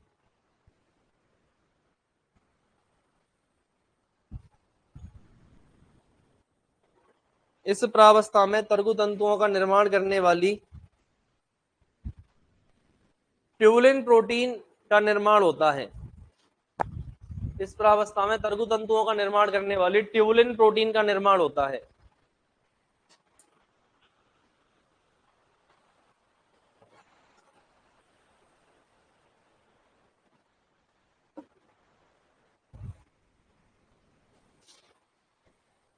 ट्यूबुलिन प्रोटीन का निर्माण होता है, जो एक संकुचनशील प्रोटीन है। देखो, जो एक संकुचनशील प्रोटीन है। क्या है बेटा? संकुचनशील प्रोटीन है। बोलो, समझ में आ गया? क्लियर है? कोई कंफ्यूजन? ठीक है ना? तो कल संडे है, टेस्ट है तुम्हारा। अरे बोलो बेटा, है कि नहीं? तो जिन्होंने, भले ही नए बच्चे आए हैं कुछ, है ना, कुछ बच्चे पुराने, ज्यादातर तो पुराने हैं ही, जिनका ये बैच बन गया है, तो बेटा सबको कल टेस्ट देना है। ठीक है? अभी ये मत सोचना कल वाले टेस्ट में कि कितने क्वेश्चन अटेंड हुए, कौन सी रैंक आई, कितने नंबर आए। अभी ये सोचने का वक्त नहीं है, क्योंकि अभी आपका स्टार्ट हुआ है जस्ट सिलेबस। अब आपके जितना हुआ है उसमें से 80 क्वेश्चन बनाना संभव है नहीं। बढ़िया बढ़िया, ठीक है ना? क्लियर है? और इसमें क्या है बेटा, पूरा एक साथ होता है, यहाँ का पेपर और उस वाली ब्रांच का पेपर, है ना? तो सब्जेक्टिव जैसे फिजियोलॉजी आ रही है, अभी तक आपकी फिजियोलॉजी हुई नहीं है। क्लियर है? तो इस चीज से टेंशन में नहीं आना है। अभी फिजियोलॉजी में से भी जितने, कम से कम ये तो पता लगेगा भाई कितने किस टाइप का क्वेश्चन आता है, कैसे क्वेश्चन आते हैं, हमें आता है कि नहीं आता, हमें आ पाएगा कि नहीं आ पाएगा, हमें किस तरीके से क्वेश्चन तैयार करने। तो इन सारी चीजों का पता लगता है बेटा किस चीज से, जब आप टेस्ट देते हो। तो ये सोच के ऐसा तो भाई लगा कि भाई हाँ अभी तो हमने कुछ पढ़ाई नहीं है, तुम टेस्ट देने ही नहीं आए, ये गलत चीज है। मैंने पहले ही क्लियर कर दिया, प्रत्येक टेस्ट देना है, ठीक है। स्टार्टिंग के 1-1.5-2 महीने तक आपको रैंक की भी टेंशन नहीं लेनी है, टेंशन लेनी है 1 महीने बाद लेनी है, जब आपका सिलेबस थोड़ा थोड़ा होने लग जाए। हर टेस्ट में आपकी रैंक बढ़नी चाहिए, क्योंकि आप कुछ ना कुछ नया पढ़ के जाओगे कि नहीं जाओगे हर टेस्ट में, और पुराना वाला पूरा रिवाइज करके आओगे। और दूसरा मैंने जो बोला, यूट्यूब से मेरी क्लास देखो, जो सब्जेक्ट चल रही है, जेनेटिक्स और एनाटॉमी चल रही है तुम्हारी, दोनों सब्जेक्ट की 15-15 क्लास है बेटा यूट्यूब पे। कल मैंने प्लेलिस्ट बताई थी, उसके अंदर वो 30 क्लासेस पहले कंप्लीट करके अपने क्वेश्चन प्रैक्टिस करो। इससे बेसिक क्लियर होगा, कॉन्फिडेंस आएगा, पढ़ने की इच्छा जागृत होगी। क्लियर है? अरे बोलो। अब ये सरकार ने क्या किया है, पिछली बार भी जो लास्ट का गहलोत सरकार का बजट था, उसमें भी अलग अलग भर्तियों को नहीं बताया था, भाई इस पर इसकी इतनी भर्तियां आएंगी, इसके इतनी भर्तियां आएंगी, इतनी इसकी इतनी, पहले बताया जाता था बजटों के अंदर। इस बार भी बोल दिया कि 70,000 भर्तियां कराएंगे, 1 लाख भर्तियां कराएंगे, क्लासीफाई नहीं किया है। तो बच्चा पहले क्या है, पहले बजट में जब घोषणा हो जाया करती थी तो बच्चा तब से ही एकदम ऐसे भर्ती आ गई ऐसे करके सोच के पढ़ने लग जाता था और उसे टाइम मिल जाता था। लेकिन अभी क्लासीफाई नहीं किया है तो सीधा क्या आएगा, नोटिफिकेशन आएगा बेटा, और सीधा नोटिफिकेशन आएगा। तो नोटिफिकेशन आने के पिछली बार जैसे 2.5 महीने बाद पेपर हो गया था, इस बार भी 2.5-3 महीने बाद पेपर आ गया, तो आपको समय नहीं मिलेगा। क्लियर है? तो आप बेटा बच्चे हो, आपको चीजों का नहीं पता, हमें पता है, हम कई भर्तियां करा चुके हैं। तो 3 महीने में 4 महीने में पढ़ाई नहीं होती है, पढ़ाई आपको आज से ही करनी पड़ेगी। करनी पड़ेगी कि नहीं करनी पड़ेगी बेटा? RAS की भी भर्ती 3-3 साल में होती है कि नहीं होती? पर बच्चा जब ही आता है क्या जब भर्ती आती है? नहीं, 3 साल का फाउंडेशन कोर्स चलता है RAS का। कितने साल का चलता है बेटा? 3 साल का फाउंडेशन कोर्स चलता है, और बच्चा बिना सोचे आता है कब भर्ती आएगी। क्लियर है? तो अपने को इस टाइप की सोच बनानी है अभी कि हमें एक बार क्या कंप्लीट करना है, अपना जल्दी से जल्दी सिलेबस कंप्लीट करना है, क्योंकि भर्ती की घोषणा बजट सत्र खत्म होते ही विधानसभा का कभी भी कर दे, कभी भी अभ्यर्थना चली जाए और कभी भी आपका नोटिफिकेशन आ जाए। हो सकता है 2 महीने में आ जाए, हो सकता है 3 महीने में आ सकता है, हो सकता है 4 महीने, हो सकता है 6 महीने भी लग जाए। क्लियर है मेरी बात? अरे हमें पता थोड़ी है, लेकिन जब भी आएगा उसके लिए हमें क्या रहना है, एकदम तैयार रहना है। सिलेबस अपने क्या होना चाहिए, मुट्ठी में होना चाहिए। अरे है ना? हाँ, तो आज से ही जाके डेली मेहनत करनी है। कर लोगे? हाँ, अगले वीक में मैं लास्ट में ही आऊंगा, है ना? इस वीक की मेरी क्लास होगी है, संडे को तो अभी तुम्हारी लेंगे नहीं, नया नया बैच है, तुम परेशान हो जाओगे। अभी अभी अपना एक रिदम बनाओ बेटा। रिदम समझते हो ना? आप जयपुर में आए हो, जब आप एक नई जगह पे आते हो तो सेट होने में थोड़ा सा क्या लगता है, वक्त लगता है अपने को। आप सेट हो जाओ, सेट हो गए, और तुम्हें 2-4-5-10 दिन चाहिए, कोई दिक्कत नहीं है, लेकिन सेट होने के साथ साथ पढ़ाई करते रहो, खाने पीने का शेड्यूल बना लो, है ना? और ये ठान लो कि जब तक एग्जाम नहीं होगा तब तक कहाँ रहना है, जयपुर में रहना है। ये चीज ठाने क्या कर लो, पढ़ाई शुरू कर लो। अरे कर लोगे ना? कमरा वमरा चाहे थोड़ा दूर ले लो, 10 रुपए का ई रिक्शा मिल जाता है, रोड पे से ई रिक्शा से रोड तक चले जाओ। हाँ, अगर यहाँ महंगे कमरे मिल रहे हैं, ऐसा लग रहा है भाई कि कमरा बहुत महंगा है, पीजी वीजी में यहाँ दिक्कत आती है इस एरिया में, देखो कमरों की, कि कोचिंग चल रही है यहाँ कम से कम 300 इस रोड पे, है ना? और कॉलोनी है ये 2, समझ रहे हो ना मेरी बात को? तो यहाँ पे कमरों की और इनकी थोड़ी दिक्कत है, किराए की दिक्कत है। जब भाई डिमांड ज्यादा रहती है तो मकान मालिक क्या बढ़ा देता है, किराया बढ़ा देता है ना? तो कोई दिक्कत नहीं है, थोड़ा मैनेज करो इधर उधर, और जाके आप फिर 2 बच्चे 3 बच्चे साथ में रह सकते हैं जिनके दिक्कत है, जिनके फाइनेंशियली ज्यादा दिक्कत है। जिनके फाइनेंशियली ज्यादा दिक्कत नहीं है तो वो अपने तरीके से रह सकते हैं। क्लियर है? बाकी देखो, जिंदगी में मैनेज तो करना पड़ता है। ये समय हमें सिखाता है स्टूडेंट लाइफ का, कोचिंग वाला जीवन की तैयारी कैसे की जाती है ना। तो ईमानदारी से किसमें लगना है बेटा? पढ़ाई में लग जाना है, सारी चीजों को एक साइड में रख के, क्योंकि ये समय वापस लौट के नहीं आएगा। धन्यवाद।